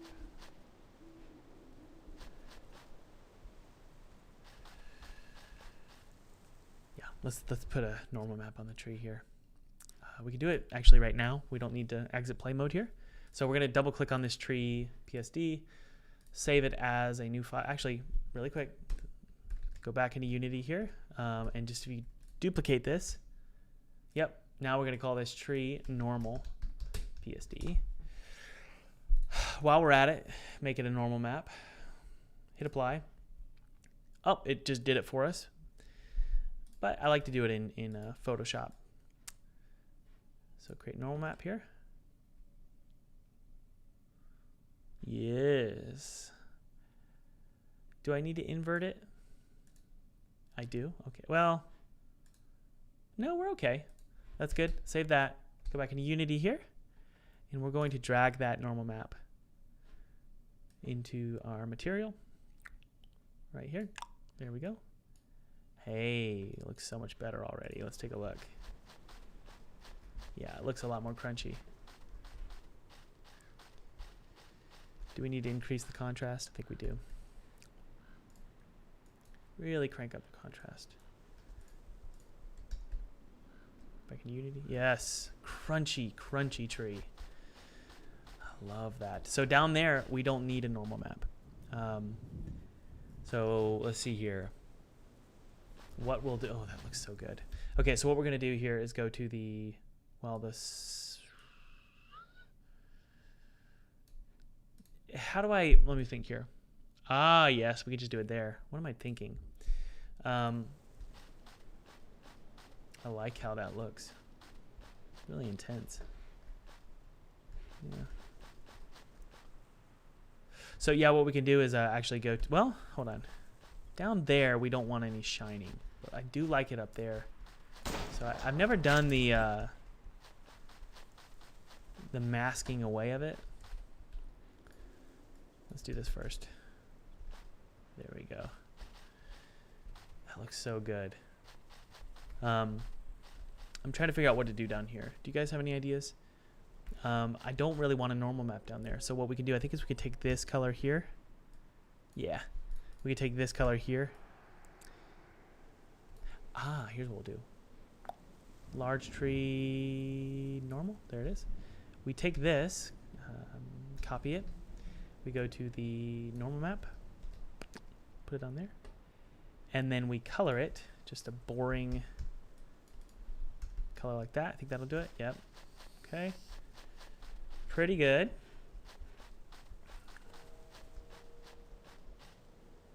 I don't really know if there's anything else I want to do with that tree, guys. The normal map on the ground, now that I'm looking at that, I'm like, we could do something with the ground as well. So let's do it with the snow. Sorry to be random here. I should be more. Yeah. Normal scale. Really crank it up. Let's turn on the light really quick. Okay, and then let's do 5 and then 10. Or how about 10 and then 20? Okay. Let's take a look.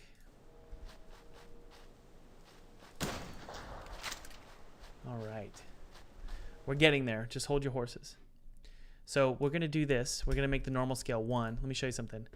I'm actually going to take this right here. Just put a simplistic color over it. And then I'm going to open up the... oh, so close. What is it? Gravel? Nope. There they are. So snow can look kind of powdery. That might do it. Let's take that, put it over top of it. We're going to do a normal map from that. Yep. So now, hopefully, it looks a little bit better. It's way too shiny. But let's see here. Go to our normal scale. Where is it? Click on this. Yeah. No metallic. Smoothness. No.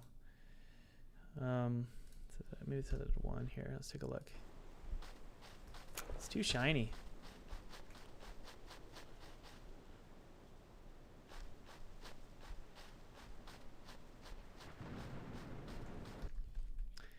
Thomas is ruining his game.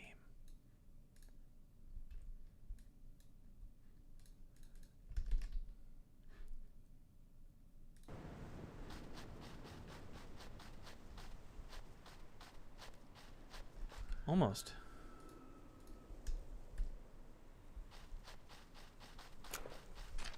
The shine, I don't like that. What's going on with that?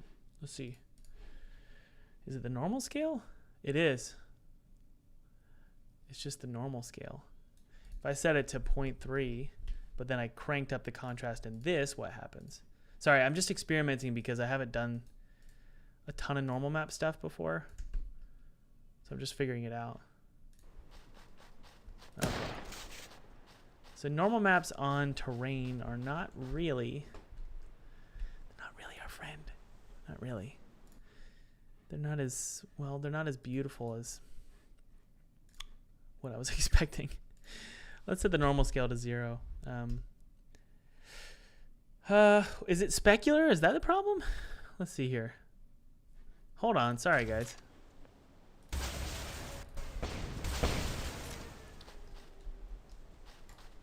care way too much about this stuff. Why is my camera shaking? Okay, and then the specular. Is it still shiny? I don't know why, but it was super shiny earlier. Now it's not. Kind of like it now. So if we make the normal scale like that, kind of looks kind of cool. I shouldn't care so much. That looks weird. Okay, I don't care. I don't care. Stop, Thomas. Stop it. That looks cool.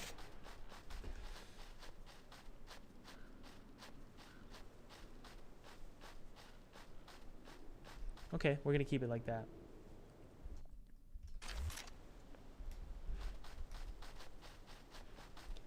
Sweet. Okay. With snow in particular, what you can do is just add a lot of variation.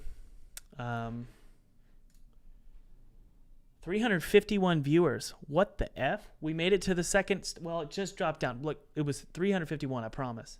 But now it's at 344. Thank you guys for showing up. It means a lot to me. Like, this is amazing. Seriously, thank you so much for showing up. Wow. That's really cool. I'm sorry if you can hear my kid crying. He's trying to fall asleep. He has been struggling lately to just go to sleep, dude.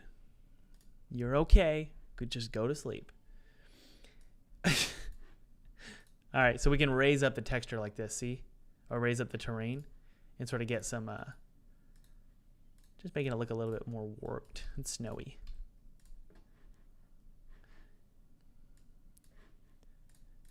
Yeah, just like that. Wow, this is so much fun.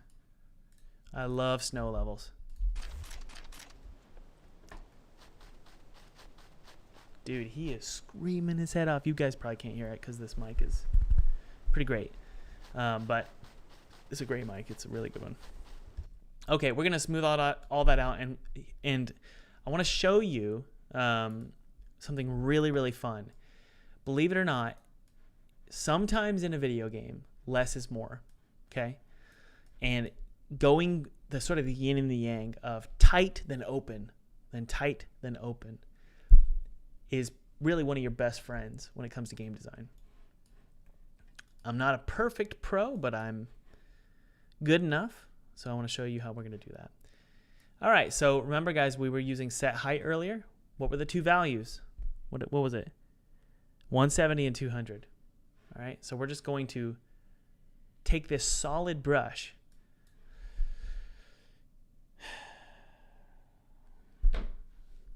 and paint. See that? So we're going to create these beautiful little paths. Okay. I could probably go pretty small, honestly. So we're just going to do this. That's a little bit too small. So let's remember 20.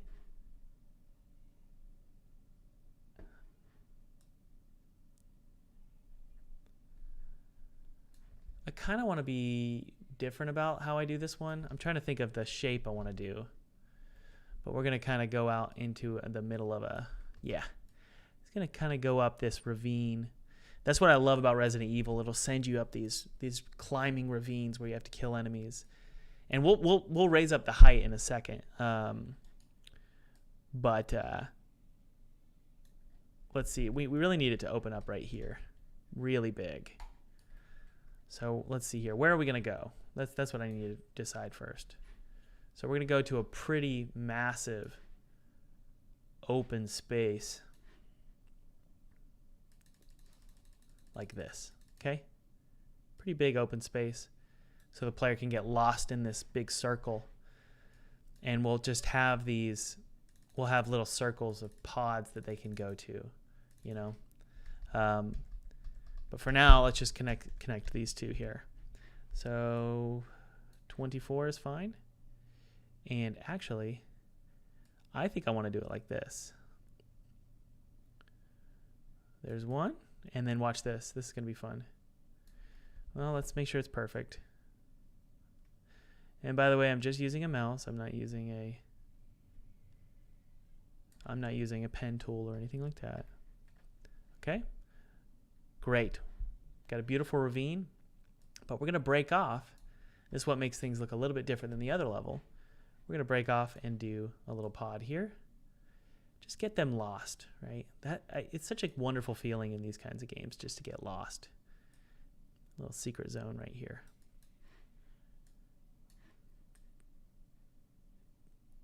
All right.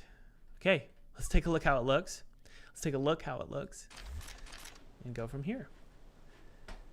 And hopefully you guys have figured out by now the way that I do things is I just test. I don't ever just make a level and then play it. I will look at it immediately so that I know I love it. Sweet. This feels really cool. There's plenty to explore right when you get into the level and you just start feeling lost. I kind of want it to feel like the Lost Woods.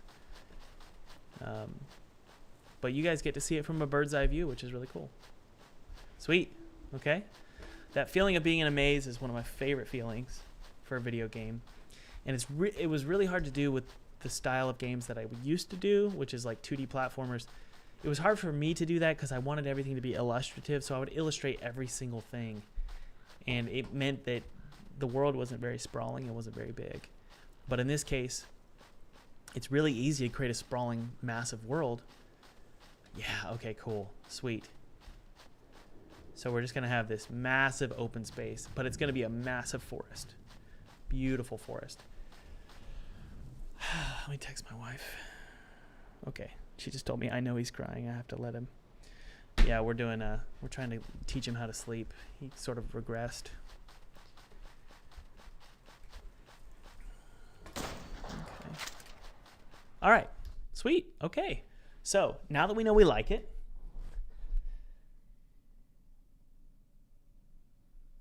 thank you, Coding and Flow. It's okay, buddy.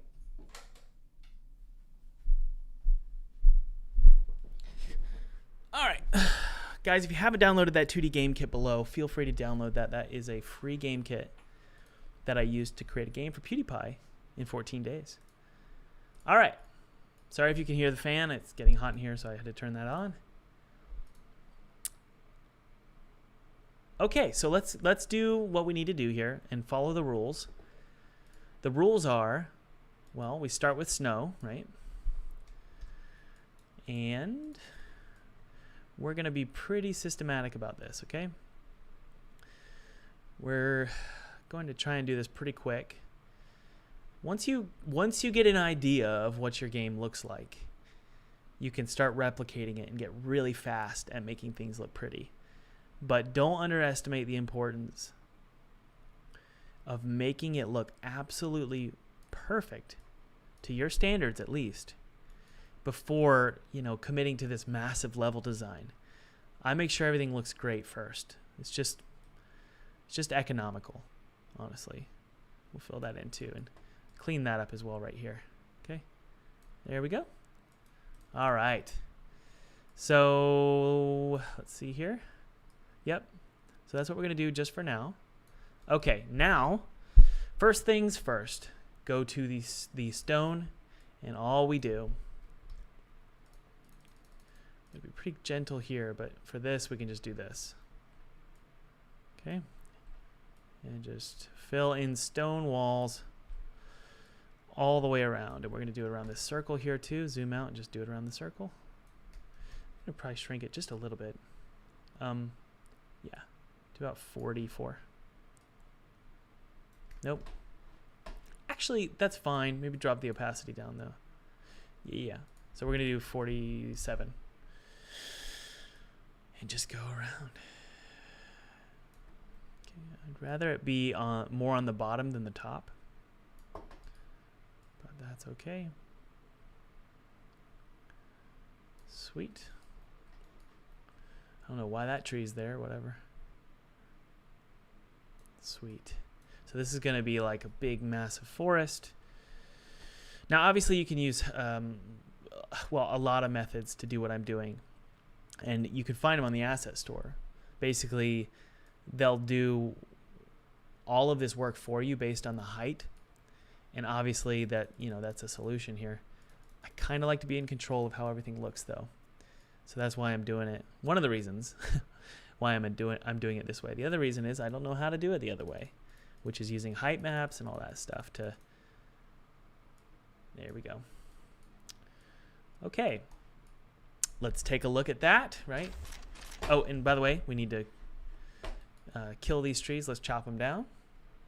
So these trees right here. Go to the pine tree snow and erase them. There we go. Awesome. Okay. And I know for certain. Whoa. Too many.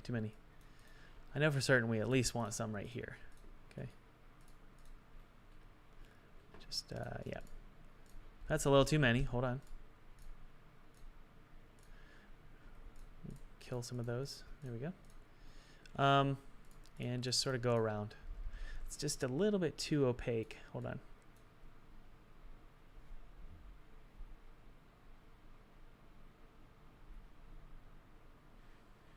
$357, 362 viewers?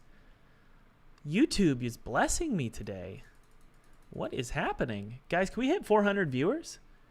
I'm not kidding. It means so much to me. Something I've been thinking about, something that keeps me awake at night, is how to get more popular. No, but I'm kidding, kind of. But really, I do wonder, like, how do I get more viewers? And is what I'm doing fun? Because I don't know if I would stick around long.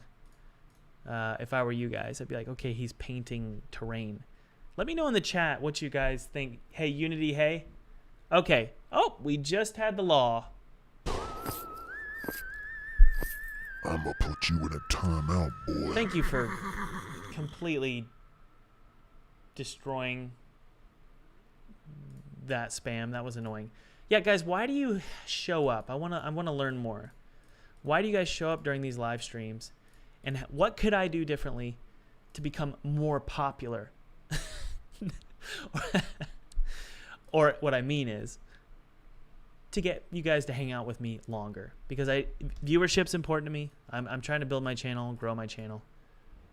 So let me know what you like to watch. Okay.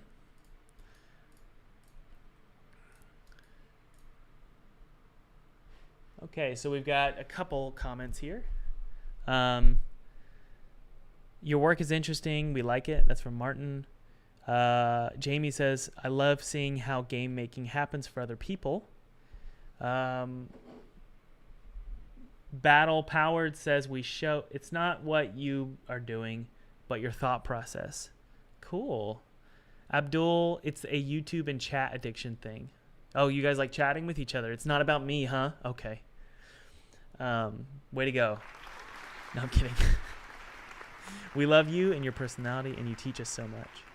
George, I just want to see how it's done. 380 viewers. We just need 20 more, and we're going to hit 400. Can we do it? Can we do it, guys? Because you like the candid conversation, and you think the game looks cool? Awesome. Okay. Well, that's helpful, guys. That's really helpful to know. I was feeling a little bit insecure the other day. That's just YouTube for you. Guys, I'll be completely candid with you. What happens when you do YouTube for a job, and this is like, well, honestly, this is the funnel. This is the top of my funnel to bring in sales. Okay, so to sell my game or to sell my online courses or my assets or whatever, to make a living, it starts at the top, and that's YouTube. And so it is pretty depressing when suddenly viewership drops. It dropped a couple weeks ago, and it's like, what am I doing? Like, I don't know. I know I can't compete with Danny. I know I can't compete with Brackies. But I do wonder sometimes, like, what could I do differently to grow the channel and to do a little bit better? And I'm not quite sure what I need to do, to be completely honest. Some people are just gifted. They're born with the meme personality, and I don't know if that's me. I don't know if that's meme. Okay, let's hit play here. Brackies got so popular that they quit. That's right. All right, let's take a look here. Ooh, this is creepy now. I like that. Okay, so far so good. Sweet. We don't want to do that. I might hit 400. I hope so. Now we're at 364. Now I'm depressed. Now I won't be able to sleep at night.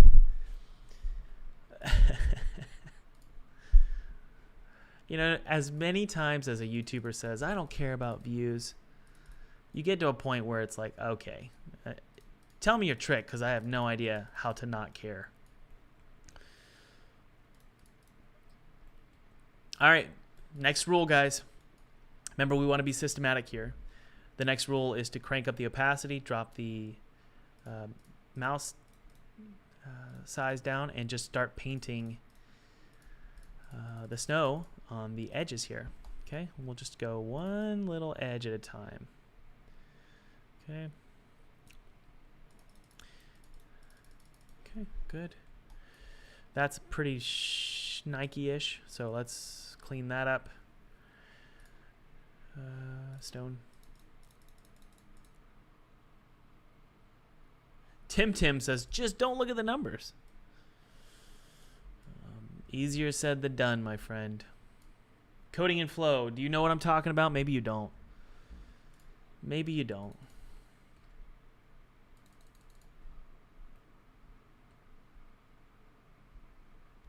359 viewers.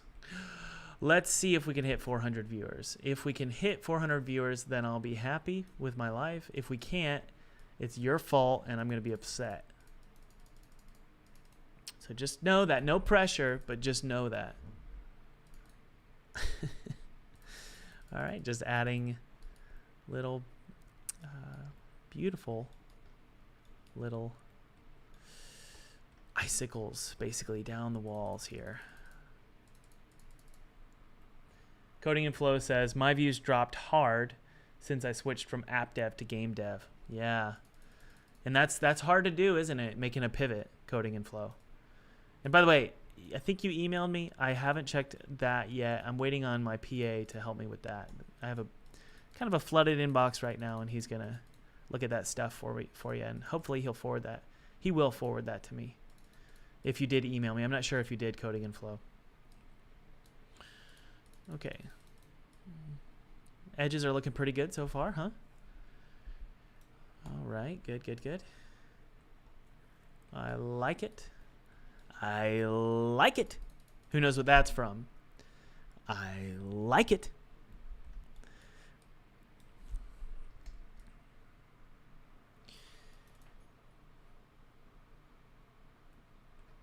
All right. Snow should be on the ground too. Okay, so let me get a second mouse and I'll do that at the same time as doing this. Does that work? I'm sorry. That was really rude of me. Please forgive me. I'm just messing with you. Okay, I'm just messing with you. It's The Office. Good, Ryan. Way to go.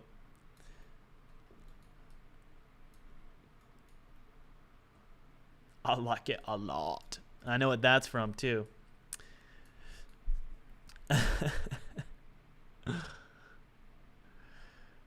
Oh, man. It's funny, you know, when I got married, I grew up, my family thought Dumb and Dumber was the best thing ever. And then I get married, and there you enter a new family, and you learn that those movies are not cool, that those movies are bad and they're not funny, and that Adam Sandler was the one who was funny in the 90s. Do you guys know what I mean? There's Jim Carrey families, and then there's Adam Sandler families, and the humor is totally different. It really is totally different. I actually have learned to really like Adam Sandler.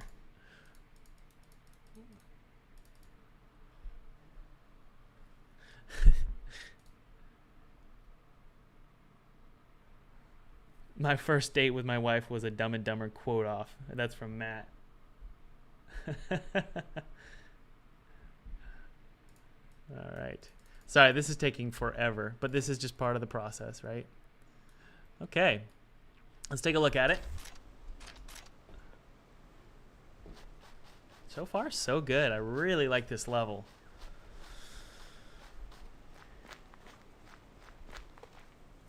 Did I gray box the level? No, I don't gray box. I should, but I don't gray box. I just go for it.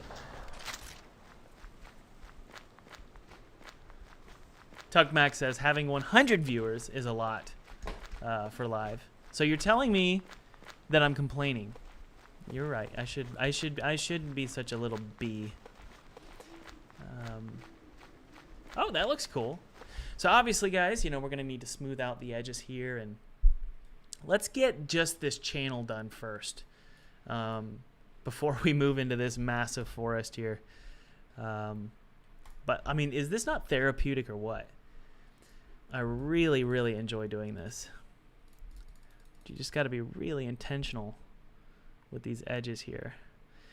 And for those of you who are in my online program, you've probably learned that my secret is using the bare minimum tools.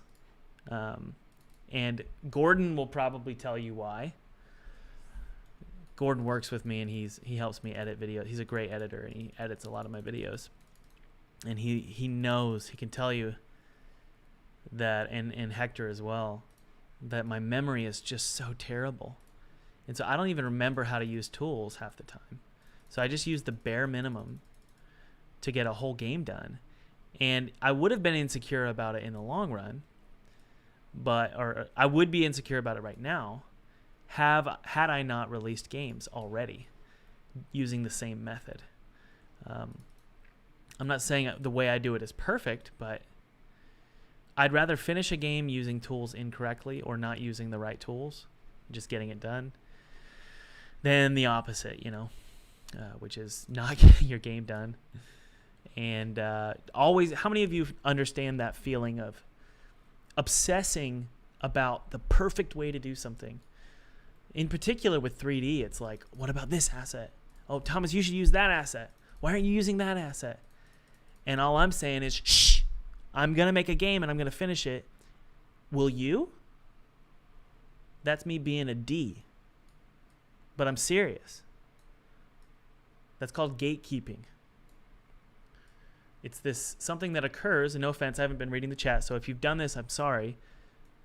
But it's what happens when you feel insecure when you're watching someone else do something that you wish you were doing. So what you end up doing is trying to make them feel bad about the way they do something. Don't do that. Just get your game done. Can I get a round of applause for me? Thank you.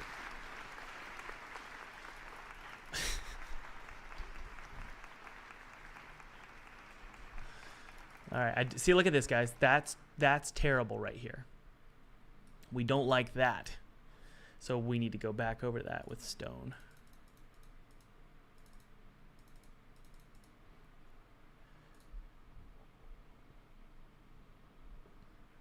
Making terrain looks like decorating a cake. I love that.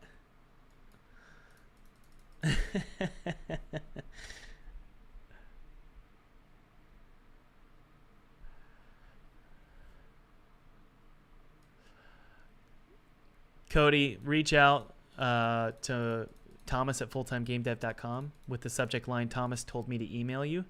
I need you to confirm who you are. Confirm that you're Cody Wilson. Just screenshots or something, and we'll give you a massive discount. Like a massive discount.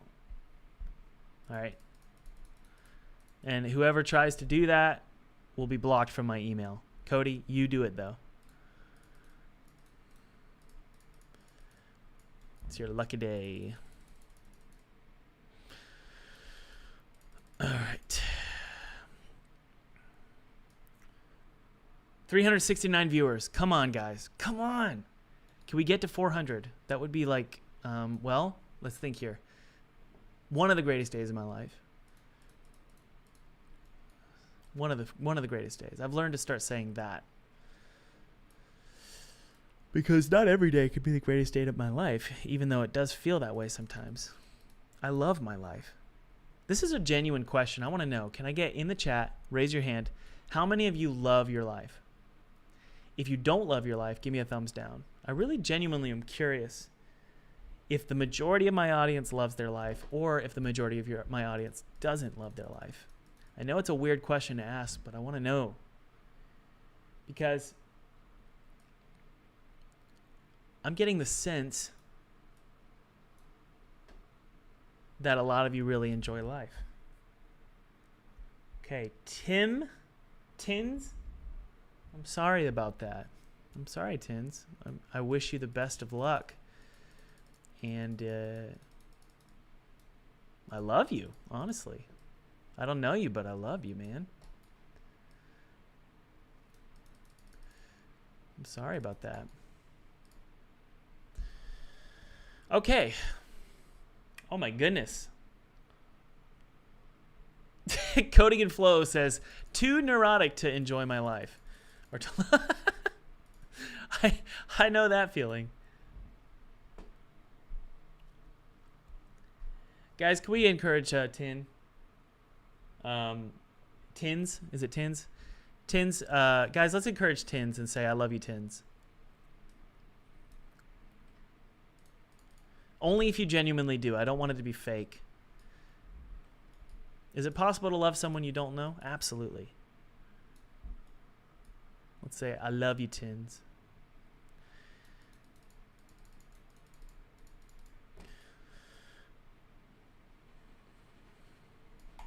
Okay, we're almost done.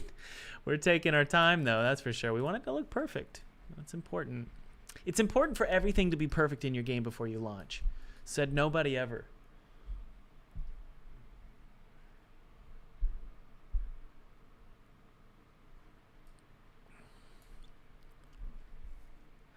All right. How many in the chat love your life because of something you did? Give me a thumbs up. Or you love your life because of something that someone else did. In that way, let's do words here. How many of you love your life because of something you did? And write something I did in all caps. Or you love your life because of something somebody else did for you recently. It has to be one or the other. So write something someone else did in all caps.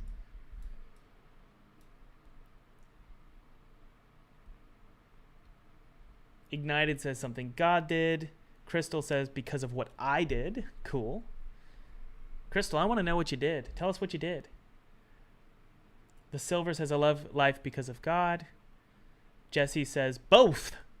Stephanie says something I did. What did you do, Stephanie, that makes you love your life? It's an interesting question because a lot of people genuinely, and I don't know the right answer, but a lot of people think that their life is only going to get good when someone else does something for them.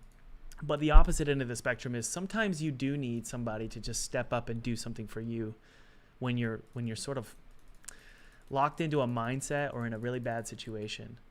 So it's so cool to see people both having self-empowerment, but also people saying, I couldn't do it alone. And I honestly don't know the right answer. And, well, I don't think there is a right answer. But I do believe in both methods. Sometimes you got to just do it yourself, you know? Sometimes you got to, you know, have hope that someone's going to help you.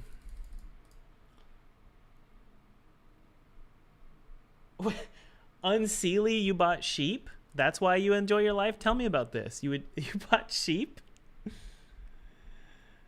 Crystal says, I'm happy with what I have done because I've been able to teach myself how to make games and art over the past 4 years with not too much material to go off of. I'm happy that I've been able to learn. That's so cool. That's how I did it too. I just sort of, I can't think of the right word, but I don't want to say it during a live stream. I D'd my way through it. I BS'd my way through it. That's a good way to put it. And here I am, BSing my way into making my third game, which I'm honestly in love with. I love this game. I'm having so much fun with this game. Gosh, it never ends. When are we going to finish this? Okay, that's a good poll. I liked that. You start alone, you end up with friends. Okay, Alan. Abdul says, follow the money and everything will be fine. I will say, you know, once I started making significantly more money than I was as a game dev, I sort of figured it out, how to make money and do it well. Once I figured that out, life did get a lot better. I'm not going to lie. Things got really good. So I'm of the opinion happiness can only be found in money when money isn't your God. When money is not your God, you're going to find happiness in money because it's like an added cherry on top of life. But if money's your God, you're effed. You're absolutely effed. Okay, let's save this out and take a look. Oh, it's so pretty.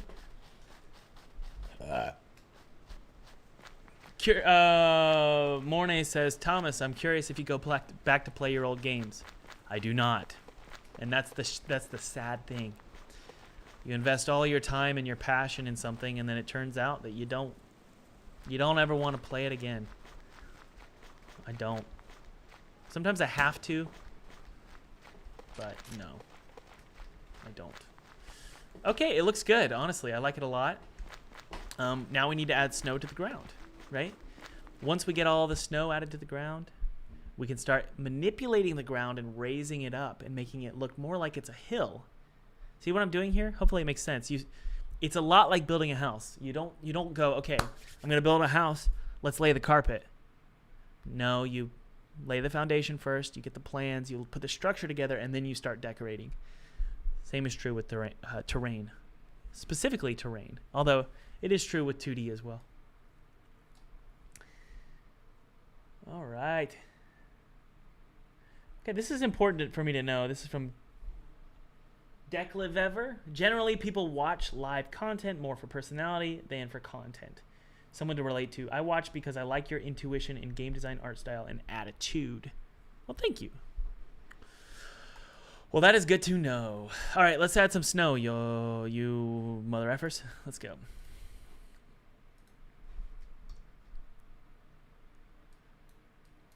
All right. Bring it down. And just add snow here. Although I do... I kind of want there to be a trail, though. This is going to be interesting. Here's what we're going to do. I'm going to try this and see what happens. Okay, let's see how that looks first. This is really important to take a look at how it looks on the ground level. I need to smooth that out. What the F just happened? That actually looks really cool. I kind of like that.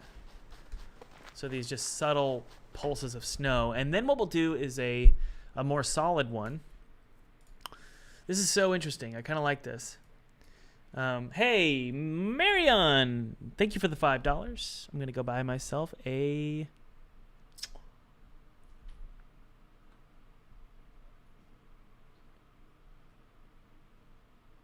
$5 foot long. Thank you so much. And you have a question for me, so I'm forced to answer because you paid me, right? How does the game look pixelated in play mode? It is pixelated in play mode. Did you want to see the comparison between the two? I will try to remember to do that next time I'm in play mode, okay? But Thomas, you have to do what Marion said. Or Marlon. I will. One sec. Oh my goodness, this snow is looking fresh and powdery. Okay. Bring the opacity down, brush size up, and just... And God said, let there be snow.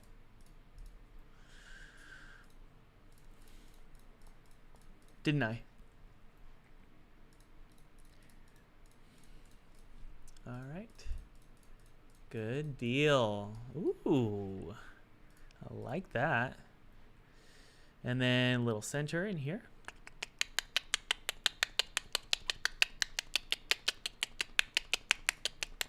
In my world, that's what it sounds like when snow hits the ground.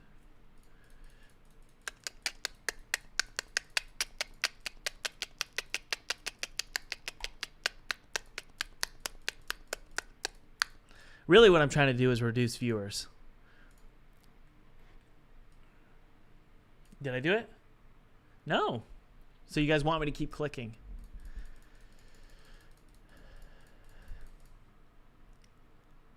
With powder.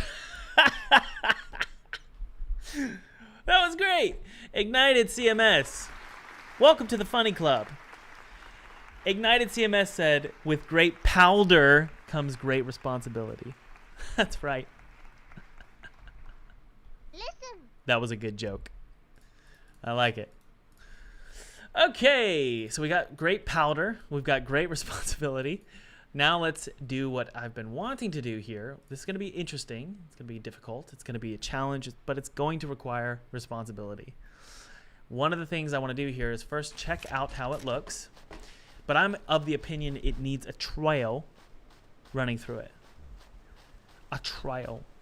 It's going to sort of run through right here. It's going to look treaded on by enemies and whatnot, but we do want this powdered snow right here. Sweet. I love this level. I just want to live here. The problem is where I live, it never snows. So I'm always making games about snow.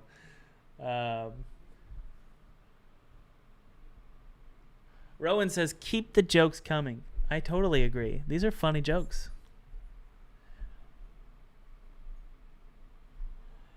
Captain Roll has serious problems. I don't know what this individual's problems are, but they're problems. Something's wrong with this individual. Captain says, can we have creepy demon rituals in the secret spot? Well, sure. Let's go for it. maybe in a future episode. I don't know what's wrong with you. You need to repent. Is this something you do in your spare time?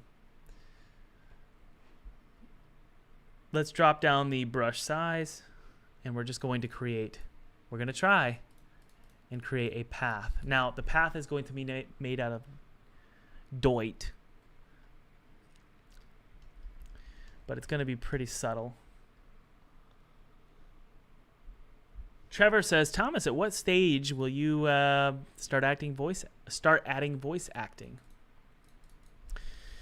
I don't know.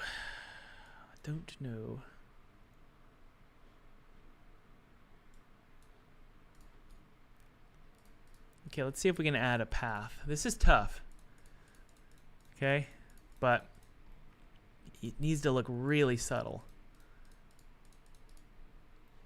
Basically, at least the way my brain works is things look beautiful when they actually are serving a purpose and a function.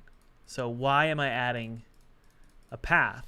Well, because realistically, if there's a bunch of enemies in this level, they're walking on this path. That's what my head is telling me. We'll see if it's true.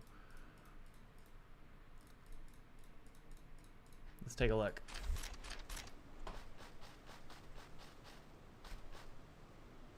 Tuckmac says, draw a pentagram in the powder. Man, what's wrong with you guys? You need to go back to 1980 and join a Satanist club. Do they have those? I'm sure they had Satanist clubs in the 80s. I think that's what a cult is. Okay, I kind of like the path. But part of me thinks I don't want to have to commit to this. But then again, I'm trying to get a publisher to give me money, so I probably want to make this first level look really pretty.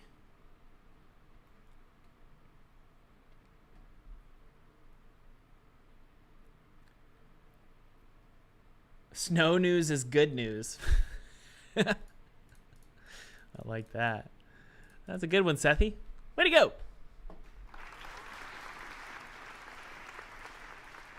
All right. Good. We've got a little path here. Probably have it go around. And then just keep drawing the path.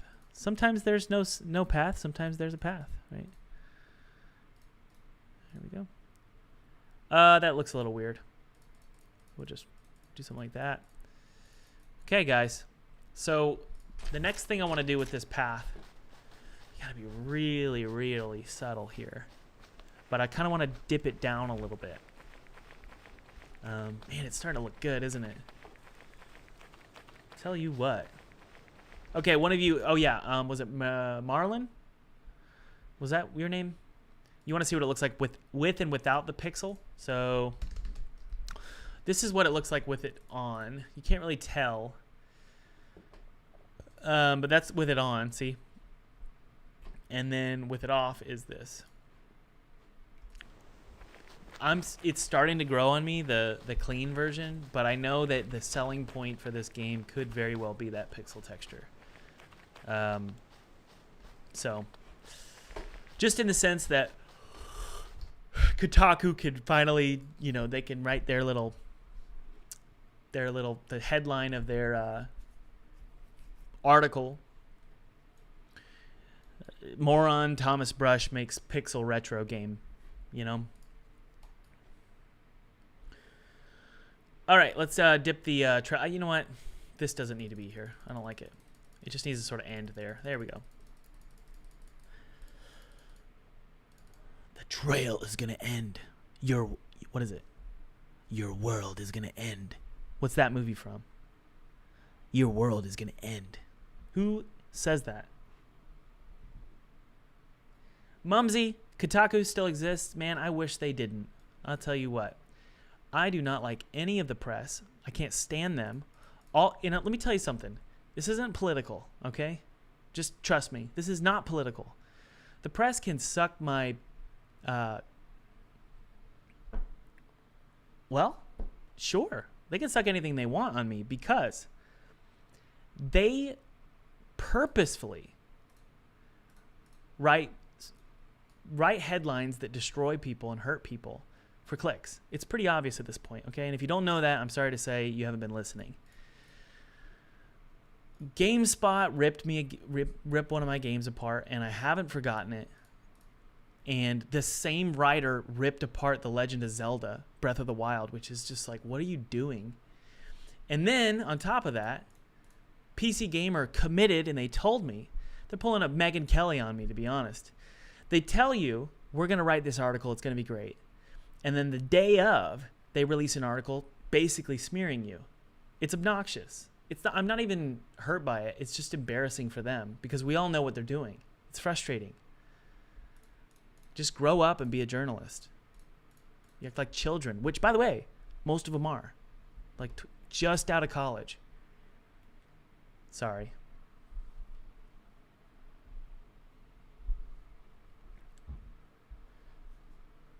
Sorry. Well, I'm not sorry. Never mind. I'm not sorry. Okay, let's drop down the trail here.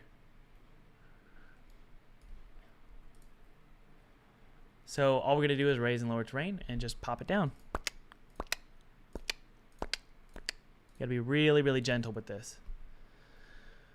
Really, really gentle.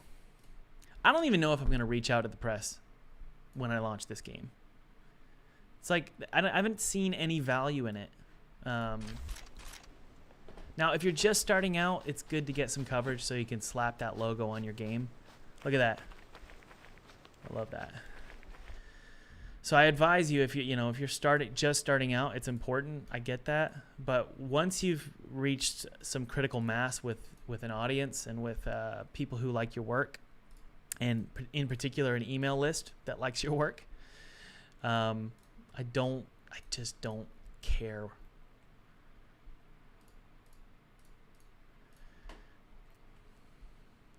One of you said, Thomas, then why do you care what they have to say? Well, it's not that I care. It's kind of like you're on the internet and all you smell, it's like the smell of somebody took a dump, and every time you're online, you smell that because you know that they're full of. It's just like it doesn't hurt my feelings. It's just annoying. Can we just stop?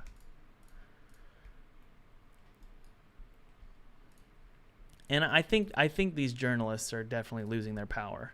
Finally. Okay, let's smooth this out.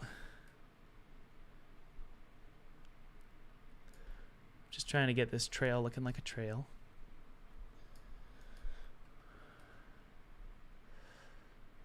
Full of dump, that's right. Good, okay, so it's a little bit more dipped down. It's not as flat, so that's good.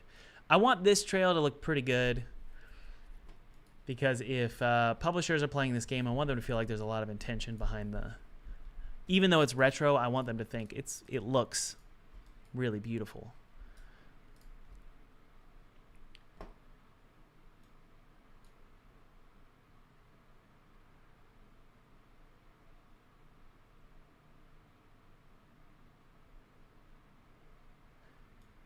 No, I agree. I just missed your name, but you said, what's the point in reaching out to the press when you have an audience that's ready to go?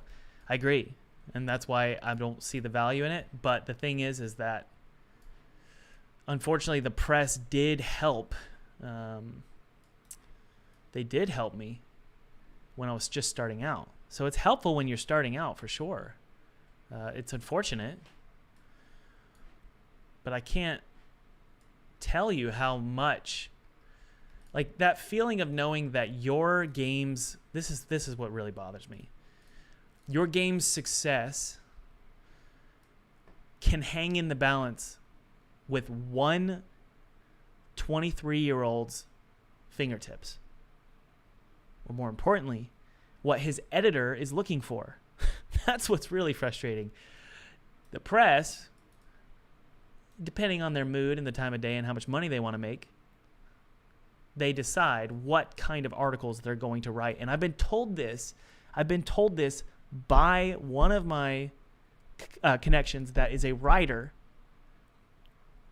for IGN or the GameSpot, which is you can't trust whether the reviews are actually honest or not.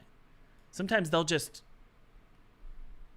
on a game if they are looking for clicks. Well, all the other press outlets really like Breath of the Wild. We need to find a writer who's gonna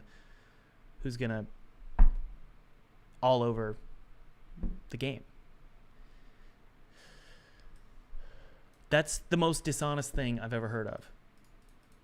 I'm serious, because I'm not being hyperbolic. The reason it's the most dishonest thing I've ever heard of is because you're manipulating thousands, if not millions, of hundreds of thousands of readers. Maybe not hundreds of thousands, thousands of readers, because you want clicks.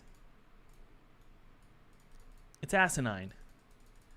And the thing is we're in this era where you feel, because you're not actually talking to a person's face, then you're not actually doing damage, and it's not wrong. No, it's still wrong to do damage to people just to make money.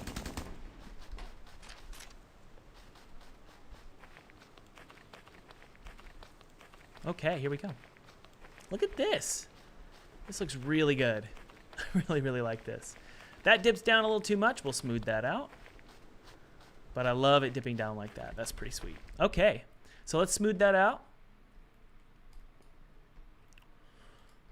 Alrighty then. Smooth height. Smooth that pretty aggressively. Just be really aggressive.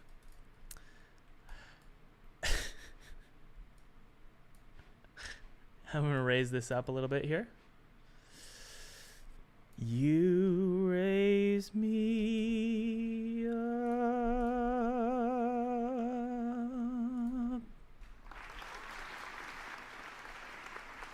There we go. And then we'll smooth it a little bit. There we go.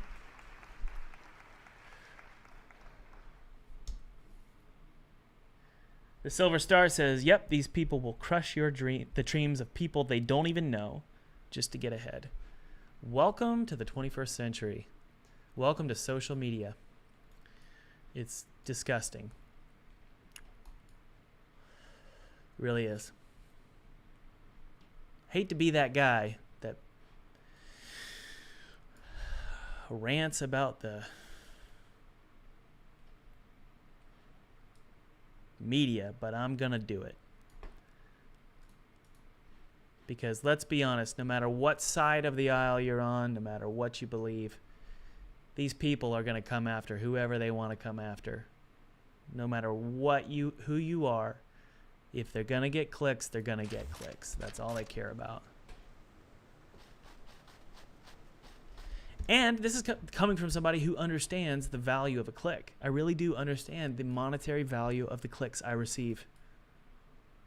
Clicks are very, very important, and they're profitable. A click is worth a lot of money. Not every click, but some clicks are worth a lot. And I get that. So you really need to be responsible and careful with, well, what you're doing there and taking advantage of those clicks.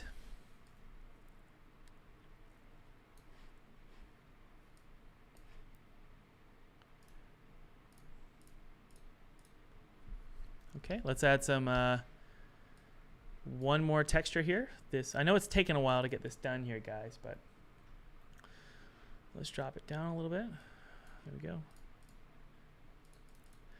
I love having an audience like you guys, because what it means is I really can say what I truly believe.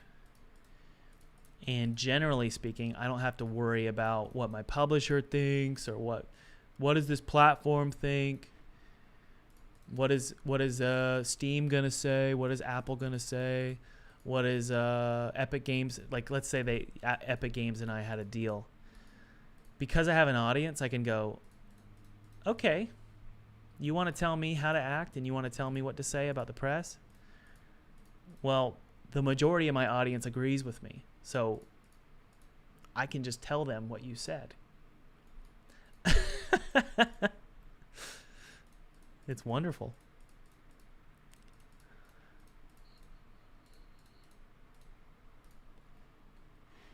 Okay, Marlon, how did you fight the urge to stop making your current game and make different games and of other types?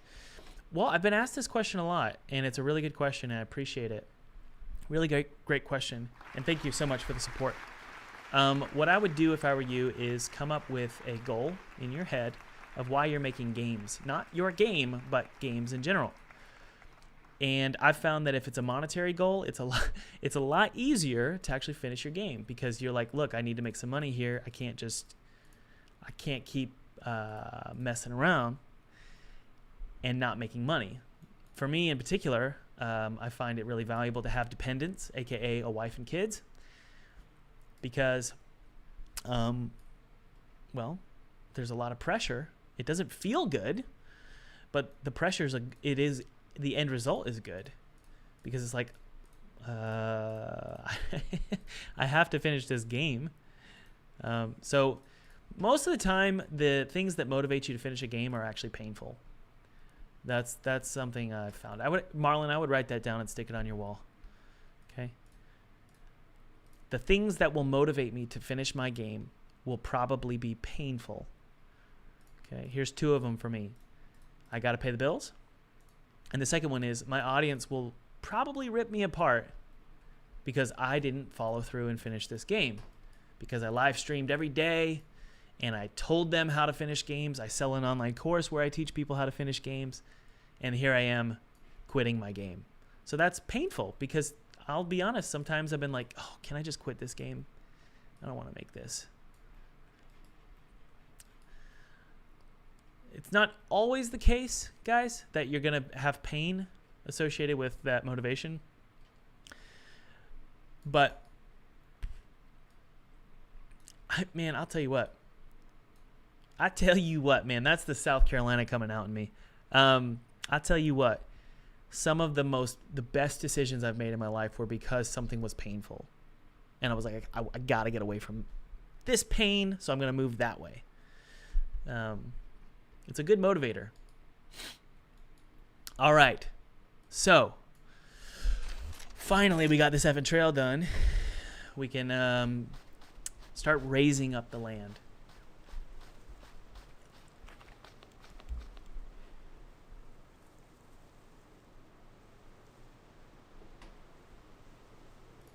All right.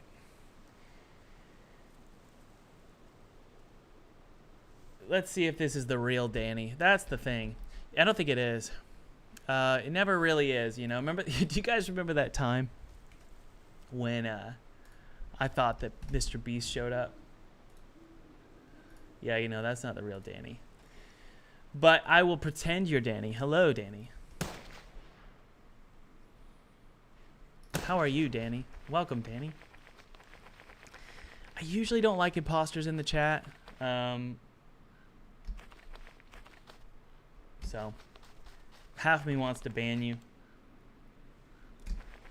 but I won't. I'll be nice today. Okay, so this is like really, it's like a pregnant hill, so we need to remove that. Let's, well, I don't want to use the word, but let's remove the pregnancy here. So let's go to this wonderful bulge and just pop it. Let's knock it down a little bit, raise or lower terrain. All right.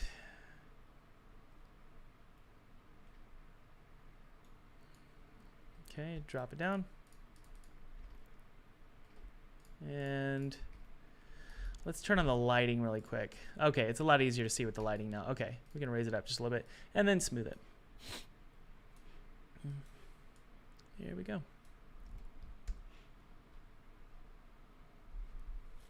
Okay. Next thing I want to do, guys, is, well, I'm going to delete these trees. These were just to show you how it's supposed to look. I'm going to delete those. The rocks, they're fine where they're at. But what I want to do is actually raise this up right here, okay? everything's pretty much done for this section. I can't. Let's just double check to be absolutely sure that it's perfect. And I kind of want it to go up and honestly be like a trail going up a mountain. Okay, the game is supposed to feel like you're going up to a castle, kind of like Castlevania, right? And so we're going to do something very special here.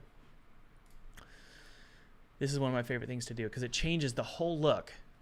It really, really does. So we're just going to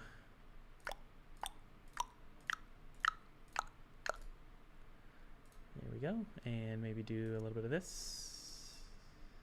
Oops. A little bit of that, and a little bit of this. Good, there we go. Awesome. Now this is going to go up pretty high. Okay, so here's what we need to do. I really want to just raise all of this up. Let's see here, drop it down just a little bit here, and then just boom, boom, boom, boom. How weird is that? We don't like that, do we? Let's do this here. I will say I did get to have a brief text conversation with Danny, and that was really special. I'm a big fan of Danny.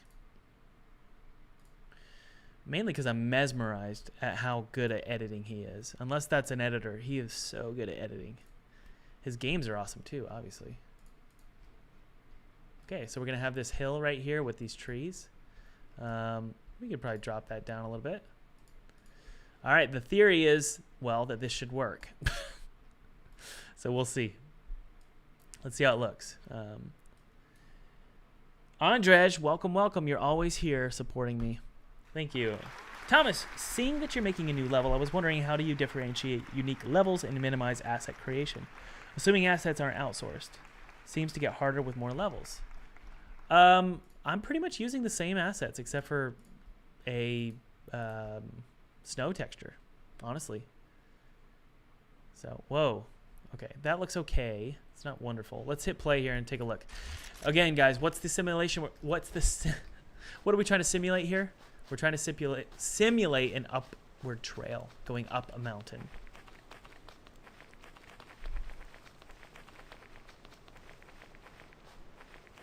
So that looks like crap. And now it's going down.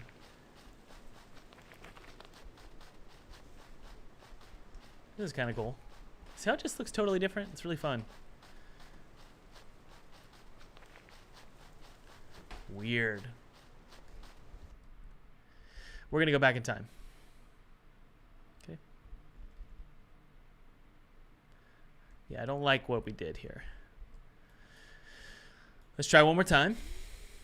We're going to go pretty big here. Like this. Well, here's what we're going to do.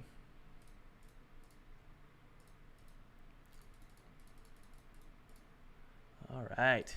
That looks about what I want to do here. And then this one.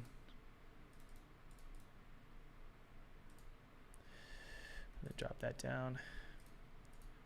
Being a little bit more smoother probably makes the most sense here. Drop it down a little bit. Good. Drop that down. Drop this down. Okay. Let's try that. Whoops! Okay. That's scary. Let's bring the FPS controller up a little bit here. There we go. Hit play. Drop down. There we go. Cool. This looks just totally different. So the player's going to start. There's going to be a little door right here. You're probably going to start right here. And just start exploring. We'll probably put a trail here. And the trail is just going to take us up this mountain.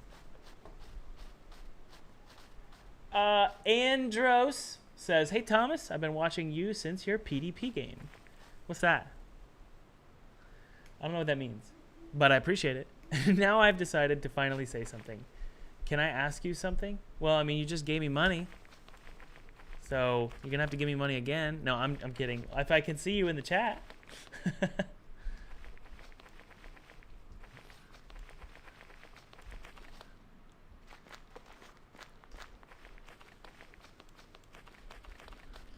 All All right, looking good. Yeah, I'm trying to see what you said. Pewds is PDP. Okay, I didn't know that. Sorry. I'm not... Probably not as much of a floor gang as you guys are. Okay, this is kind of cool. I might need to make that a little bit flatter. But...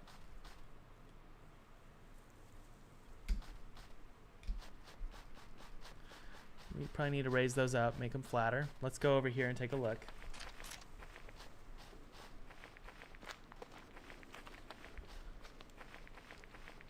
So see what I'm doing here, guys? I'm keeping the player feeling really narrow as they explore this ravine, and then they get this just crazy open space and we're gonna have a ton of trees in here. I kind of am bored, so I'm gonna go ahead and start doing the trees over here. Okay. Really quick, let's just clean this up a little bit. So drop down the opacity and the brush size. And just raise it up a little bit right here. Good, just sort of making it look less like a strange angle. Yeah. And then we're just gonna raise all this up. There we go. So it feels like we're climbing up a mountain. Look at that. Okay. And maybe that as well. There we go. Yeah. Okay. Probably drop that down a little bit. This could probably be raised up a little bit, flatten it out. I just feel so weird committing to this, but at some point you gotta just say, okay, we need to make this look right. That one can go up just a little bit like that. Yeah, I think that's okay, guys. Let's see here. Yeah, we're all right. One thing we forgot to do for the trail here is let's save it out. Well, hold on. Probably drop that down a little bit. Yeah, go bigger here. Just drop this down just a little bit. One of the things we forgot to do is the edges here.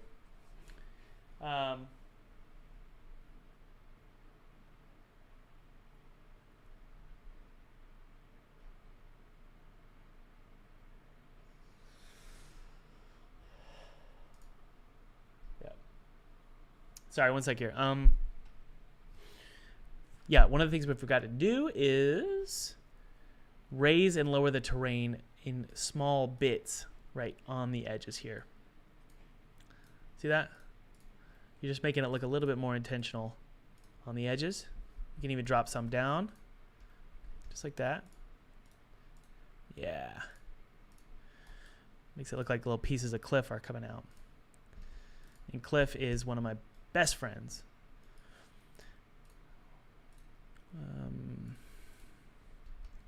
Drop this one down. Whoa, Thomas, what are you doing? Watch out. Don't be a moron. Be smart. Here we go. There we go. Something like that. Really making it look, well, opacity's a little too much.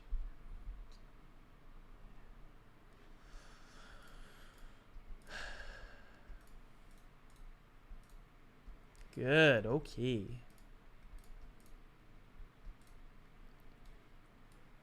All right, and then we can start adding some trees to this over here. Let's hit play.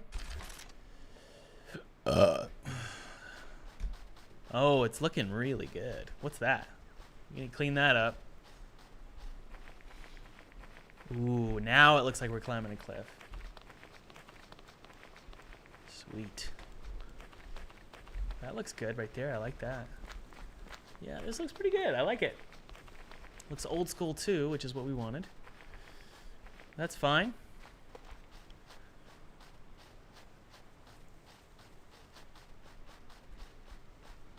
That looks kind of weird. That's fine, I guess. Can I get stuck down here? Yes. So I need to smooth that out as well. Let's, yeah, you really want to be careful. Okay. So was it right there? Yeah. Was it? Yeah, it was. All right. Smooth that out. Smoothly height. By the way, guys, if you haven't downloaded that 2D game kit below, those of you who are new to the channel, feel free to do that. Totally free 2D game kit below. I use this game kit to make a game for PDP in 14 days. And you can use this game kit however you want. It really is a great game kit. I really like it. It's really helpful to me. So feel free to download that. You can use it however you want, commercial games or personal games. Doesn't matter to me. So while we're live streaming, you can just click below and just sign up to get that 2D game kit below. It's my treat to you. All right. And we could probably, yep. Remember this? Let's go down here and just smooth this mother effer out really hard. Like that. Cool. Kill. Quell. Save it out. And you know what? We could probably, Thomas, you keep just saying you're going to do one thing and then you keep changing your mind. Probably just put little pulses of grass, right? Let's try that. Does that even look good? Probably not. But we can try it. It doesn't look good. It looks horrible.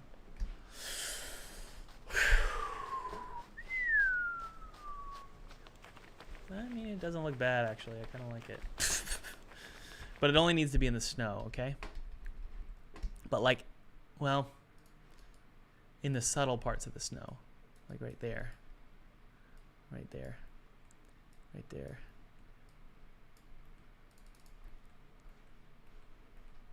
Right there. Right there. Okay. And hey, remember this, guys? Yeah. Right here. Yeah, just do this. Look at this. Look. Got some grass here. And then we'll paint on that grass. Woo, yay!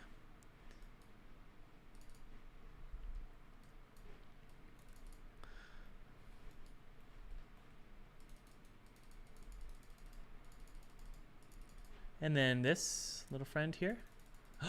Look at that. Flowers. Mushrooms! There's mushrooms all over the place. Maybe over there too. Nope. Don't like that. Yeah, follow the rules, Thomas. Follow the rules. We got mushrooms growing in the moisture where it's melting. Yeah. Like that. Whoops. Okay. Fun. Let's add some pretty dense trees right here. So you guys remember those pine trees? Not pinstripe. I just wrote pinstripe. Pine. Pine. There we go. Oh my goodness. Why? What's going on here? It's not going low enough. Why? Is it this? Is it this? Nope. Is it blend? Well, maybe it was actually. Let's see here. It looks, no, it is. Okay, so here's the problem. What I want to do is go to, yes. What I want to do is go to the model here and actually just bring up some of these and position them in weird spots. It looks super octagonal, and I don't think it should, right? Bring some down like this. Yeah.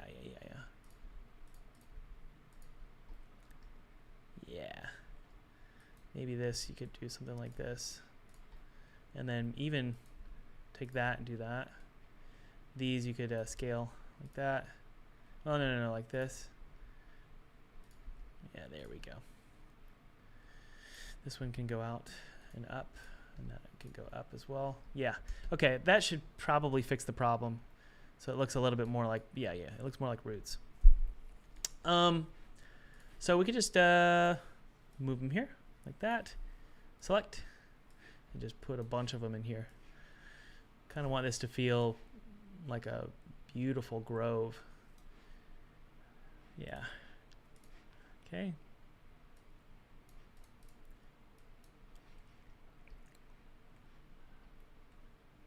are sharp.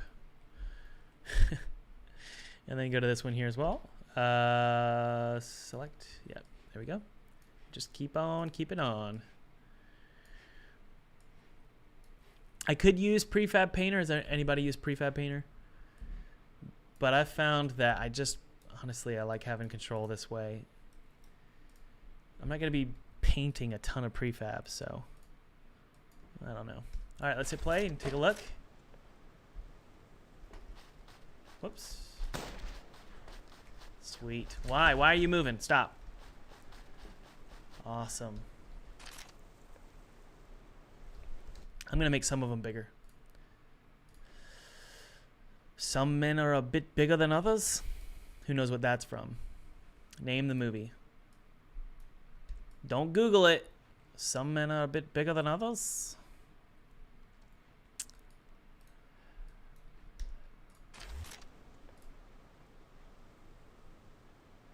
Andro says, I'm a Unity dev myself. I've been making games for a few years, but I haven't finished a single project. I lose motivation every time. What should I do?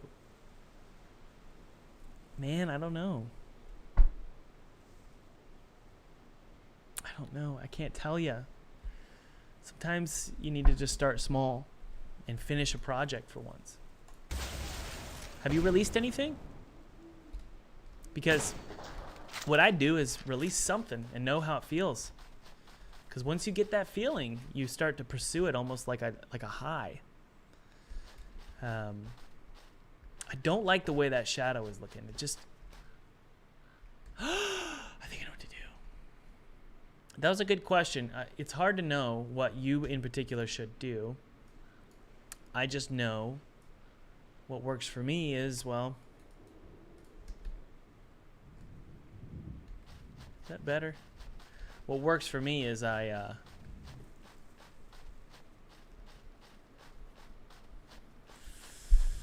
started small, and you just get addicted to, oop, what's that? We need to smooth that out. I just get addicted to it, releasing games.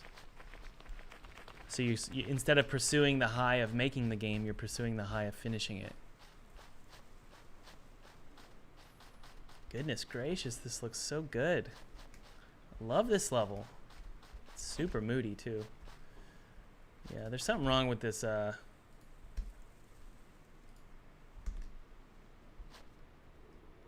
gosh. That looks better, to be honest. The normal map is all screwy. Okay. So that looks cool. Yeah, it looks cool. I like it. There's also spruce we could add.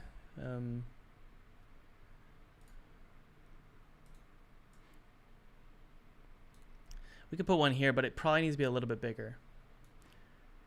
Let's see if anybody got it.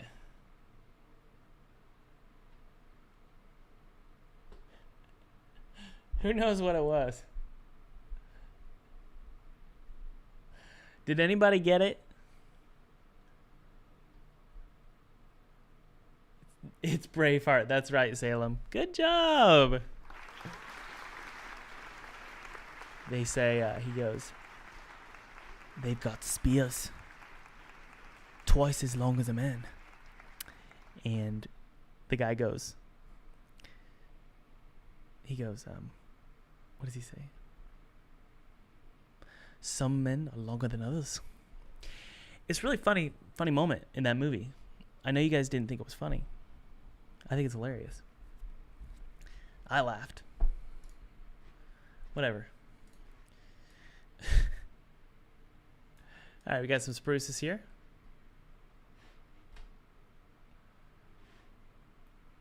Braveheart's one of my faves. I love that movie. I mean, if you play my games, you know I like stories about the damsel in distress. It's a nice little trope. I like it a lot. Let's see if these green trees actually look any good in the midst of these blue ones. They do not. So we need to make them blue. But that looks great. Woo, Thomas. Okay.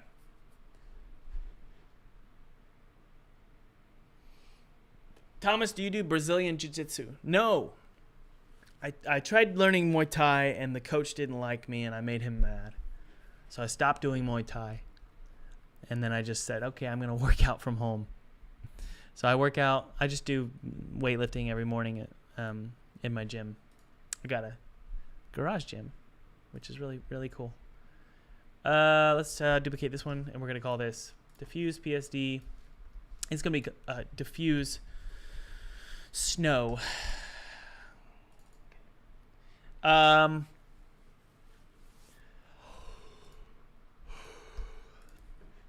men are longer than others?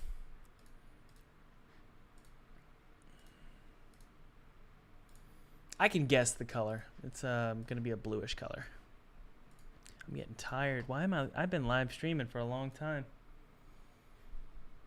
Some men are longer than others?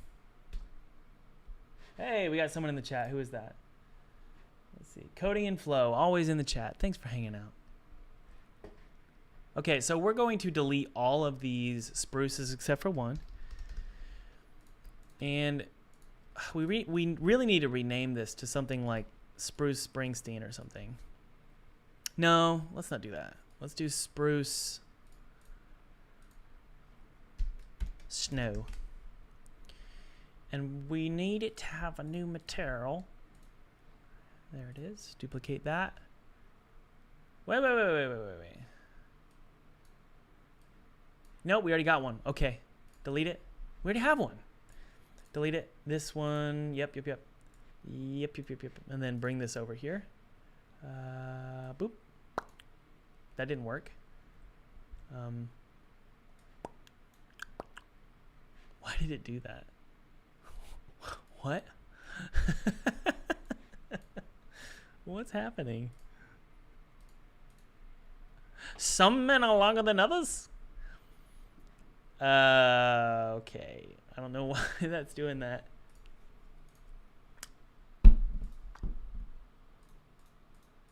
Why?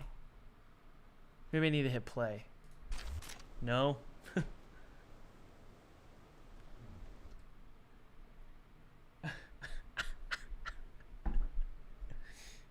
I can't say that out loud. But I'll give you props. You know who you are.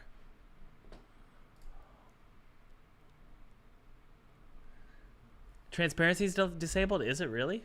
No, it's not. What? I think it might be... Let's take a look and see here. Let's take a look and see what's going on here. I'm going to delete this one because it's not working. And we're going to see what's happening here. Ah, yes. Duplicate. And this is going to be optimized leaf snow material. And put it on the leaves here. Whoops. Yes. Right here. And then now we can drag on that PSD. I don't know what was wrong, but it was wrong. There we go. It works now. Some men are longer than others. Hit play here. Way to go, Thomas. Okay. It matches. You guys know I'm all about as few colors as possible. We've got gray, blue, and white. That's about it. Methinks we could add a... How does he say that? Methinks. There's a... I'm not even going to try it. What's his name? Not Jar Jar.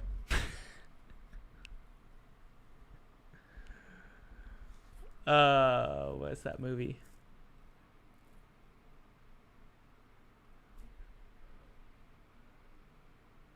I'm not even going to try it. It's that guy that flies in episode 1. And he would say something like, methinks...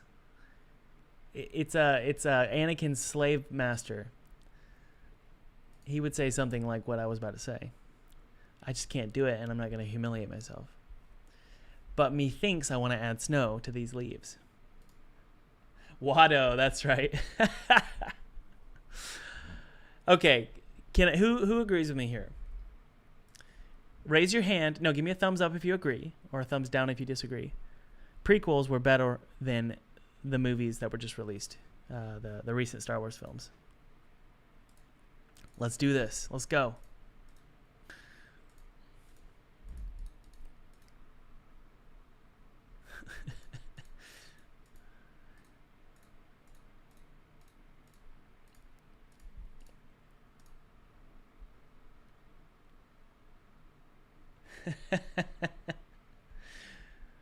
Oh, we got a lot of thumbs up. I think, methinks, you guys like Star Wars. Well, it's funny. The people who like the prequels don't like Star Wars. That's including me. Well, let's just put it this way. I like the real Star Wars. Know what I mean? Let's fade out these edges here. But Thomas, the new Star Wars is for the next generation. That's right, and I'm not the next generation, so I can dislike it. Remember when millennials used to be cool?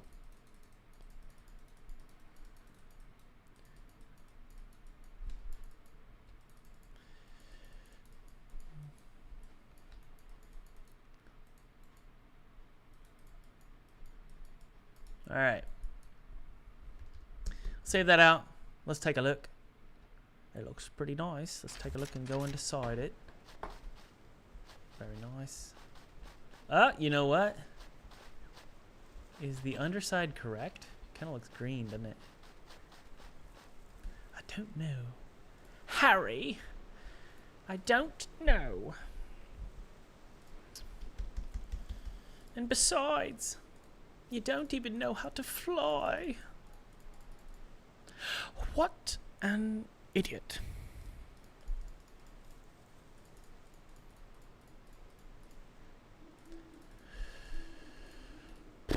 Okay, we're going to drop this down like that.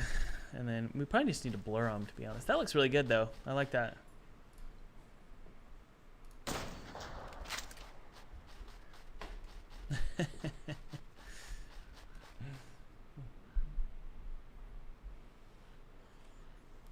All right, so it looks like the underbelly is incorrect. I don't know what to do here, so I'm going to take the bark material. I'm going to duplicate that, and this is going to be the bark material snow. I think we need to do this one as well. I don't know why, but yeah.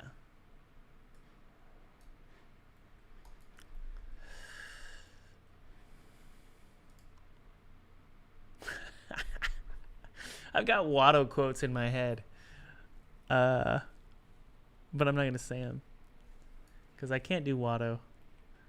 Okay, I think that's better. Is that better? Let's see. Let's hit play here. The snow looks very nice on the pine trees. Why does it look green? You know it? I mean, it looks pretty cool though, so I'm not gonna worry about it. I need a wind zone. Thomas, make sure you put that wind zone in. So let's go to our forest level. There's a wind zone here. I'm going to make a prefab out of it. There it is. We need to put that wind zone in our prefabs. There we go. And then go back to our snow level. Save it out. Credits will do fine. That's right. That's one of them. No, they won't. All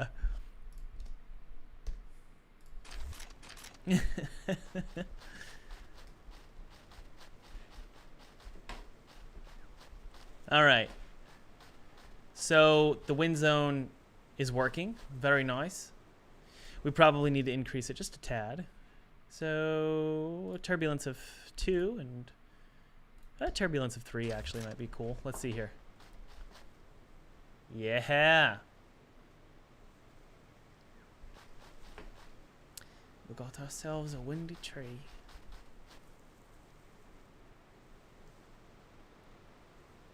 All right, we can put these mother effers all over the place. I'm going to make sure that it is actually... Okay. Thomas, be careful. We need to make it a prefab first. It's going to be a prefab variant, though. All righty. Select. Okay, good. And we'll just bring in...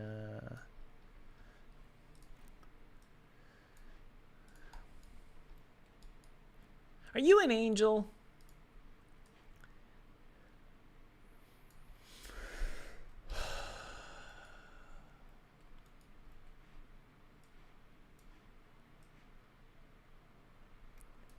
By the way, guys, if you haven't hit the like button, hit the subscribe button, and also hit that notification bell, that would really mean a lot to me. We're trying to hit, I can't remember the goal, something like 400 likes. Are we there yet?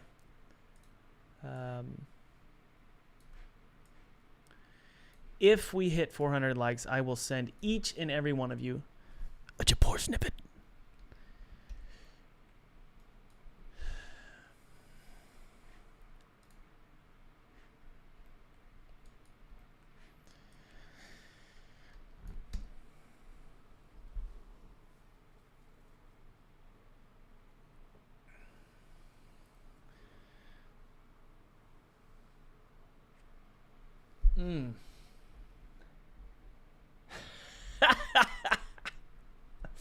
Play Once says, please give me that snippet.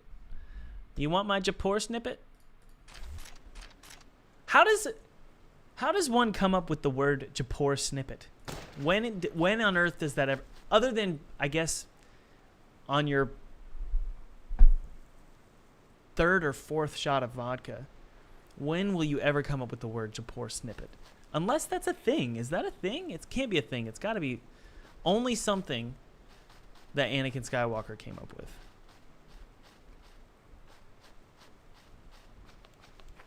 Okay, that looks good. I like everything that I'm seeing here. We'll throw some stones in here.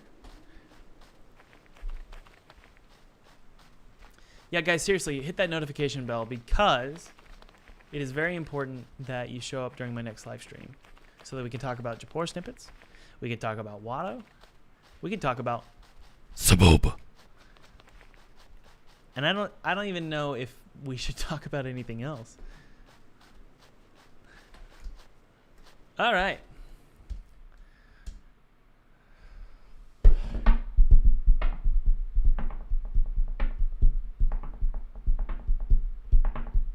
Oh my goodness, we're so close. Come on, guys. Can we hit 400 likes? Please, we're at 387. Can we hit 400 likes? I will keep streaming. How about that? I will do that for you guys. I'm going to keep streaming. I'm going to put some rocks in town here. Hey, you want to know something? I kind of want to see what the enemies look like. So let's go ahead. Can we please hit the like button? For the love of God. You sit there, you watch this video completely free. It's honestly selfish of you not to click the like button. I'm kidding. Although I have been feeling guilty lately when I have been feeling guilty lately when I watch a video and I just love it. And then I put my phone down. And then I realize that was rude. All right, let's find the correct rock. Not that. Actually, no. What, I totally forgot. Holy mackerel. 422 likes. Well, that means that... Well, I guess it means that you guys like me, right? How many dislikes do we have?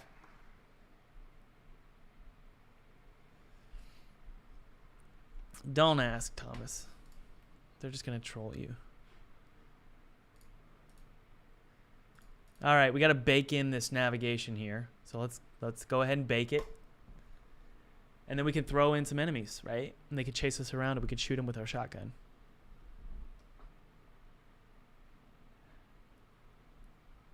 I know it grew. Guys, stop it. You're hurting my feelings. Don't do that. Whatever.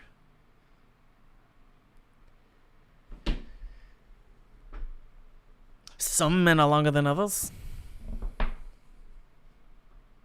Thomas, what is bake? Baking is Andrej says, Thomas, I would like to try streaming because I feel like I have no time to make devlogs, but I'm super uncharismatic and unengaging. Well, if that's the case, you can live stream. I'll be honest with you. You can live stream, but you kind of have to be engaging. So, and I just know that from personal experience because some days I'll be like, I feel kind of today, and I'm boring, and then nobody shows up. So you kind of have to be engaging. I would recommend doing dedicated devlogs then. Write an essay out, read it to the camera, then edit it to make it look like, to make it engaging. All right, let's throw in some spiders.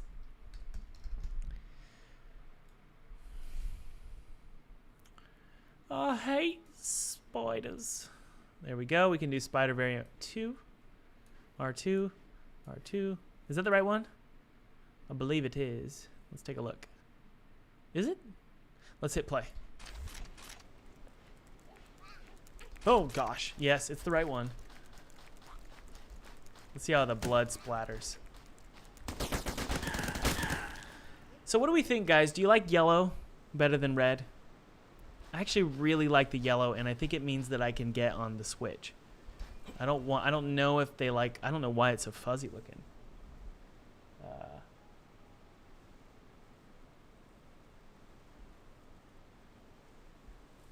Welcome, Zeppelin. What the F? What?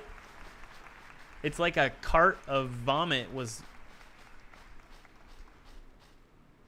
rolled on into the snowy level and just dumped some vomit and rolled back out.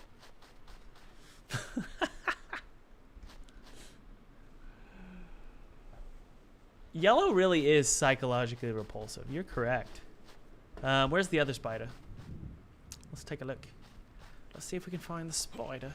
Did I kill it? I think I killed it. Hey, let's take a look and see what the walker looks like as well. Put that here. The good thing about making a perfect enemy type is that you can't go wrong, honestly, by just randomly placing them around because they're going to figure out a place to walk.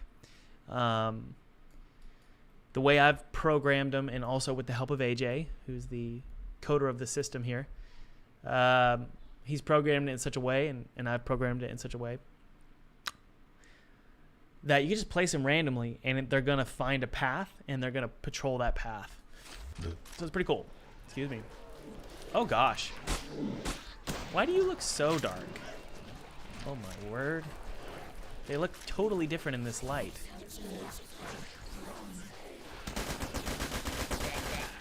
Looks like it's too bright. All right. So what we need to do... Oh, no. I think we got a problem here. Ambient light should be a little bit darker. Well, that's not working. What's going on here? Excuse me. Excuse me. What's the quote? Excuse me. Who says that? I probably should stop streaming. I think I'm being annoying. Sorry, guys.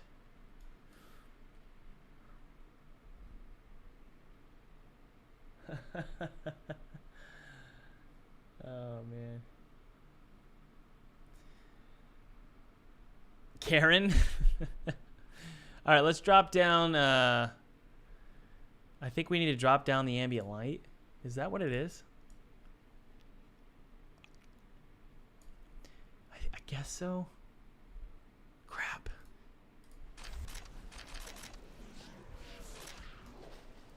Yeah, it's creepier now because there's no ambient light. And that's the goal, right?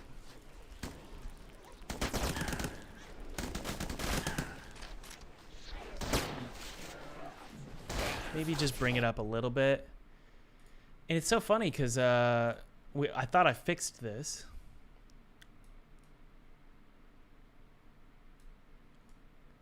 But maybe we didn't. Let's take a look. Yeah. I I like the silhouetted look of all the enemies in the distance. It's really terrifying. Here comes Karen. There we go. So what I think I want to do, oddly enough, is go back to the controller and do what we did earlier. Remember we had that? You got to trust your gut, Thomas. What we had was this point light, and it's actually going to shine on everything. Or it's going to shine on default. Let's see here. But it's, for some reason, it's not centered in the camera. It's just very strange. So, let's take a look. It's, for some reason, it's not centered on the camera. So let's double click and take a look. All right. So it's right there. So let's zero it out. Okay. And let's make the light a little bit more white. And hit play and see what we get. Oh my goodness, now the hand looks like junk.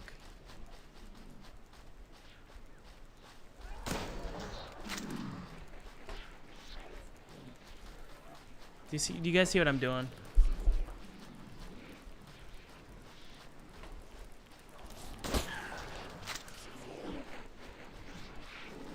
Crap. Thomas, what are you doing? Let's try. Let's see what's going on here. I liked things looking more silhouetted. That's what I'm trying to accomplish here. Is more silhouetted enemy types. Okay, so they're not shining. The light is not shining on the enemies either. So we're gonna set it to everything. Take a look here. Now the enemy types are shiny. Yeah, I think it just looks better with this light shining, guys, because it creates a subtle gradient.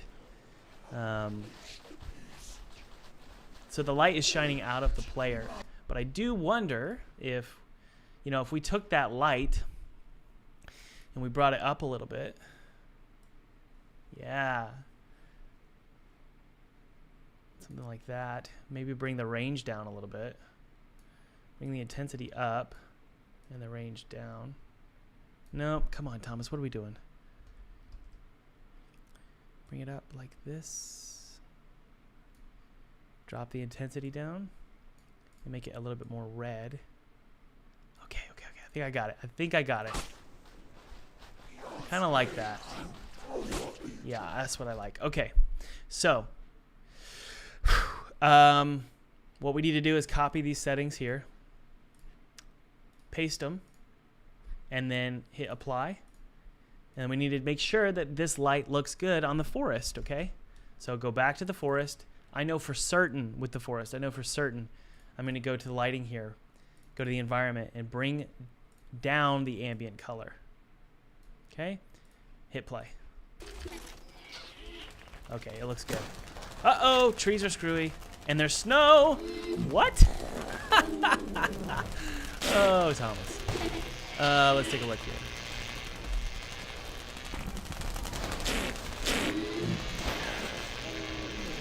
All right.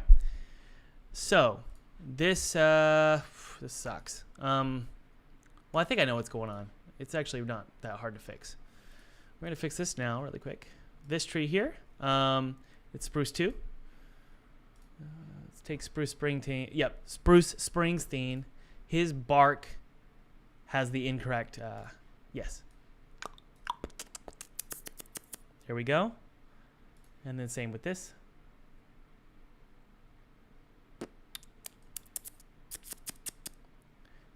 Wait. Yes, down here. Okay. Same with this. Boom, there we go. All right, those are fixed. The snow, oddly, well, I think what we could do is, for now, we could just go to character controller. There, our controller. There he is.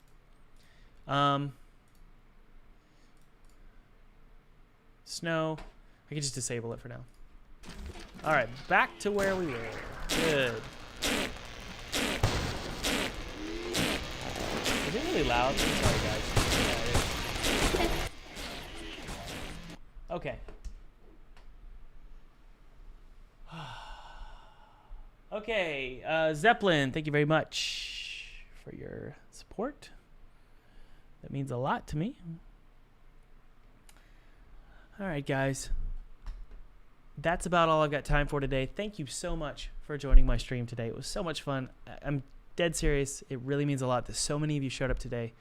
If you haven't downloaded that 2D game kit, and if you haven't liked the video, if you haven't subscribed or left a comment, or, well, you can't do that yet, or hit the notification bell, feel free to do one of those things. It would really mean a lot to me. Again, that 2D game kit's totally free. And I use this game kit to make a game for PewDiePie. Guys, you can just download it and save it on your computer for later if you don't need it now. I'm also going to send you some very valuable resources, an additional game kit, and then I also will let you know when my program is on sale, when there was a big sale event.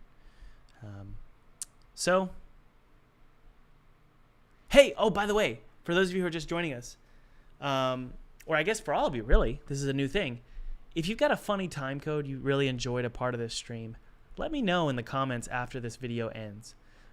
Because my editor is going to scrub through all of your comments, and he's going to look at the most ones that are upvoted, the time codes that have the most upvotes, and he's going to put it into the stream compilations that we're uploading every Friday. So be sure to, if you found something interesting or thought something was funny, leave the time code in the comments below, leave a description of what the time code is, and then also be sure to upvote another one that you think is really funny. I'll talk to you later, guys.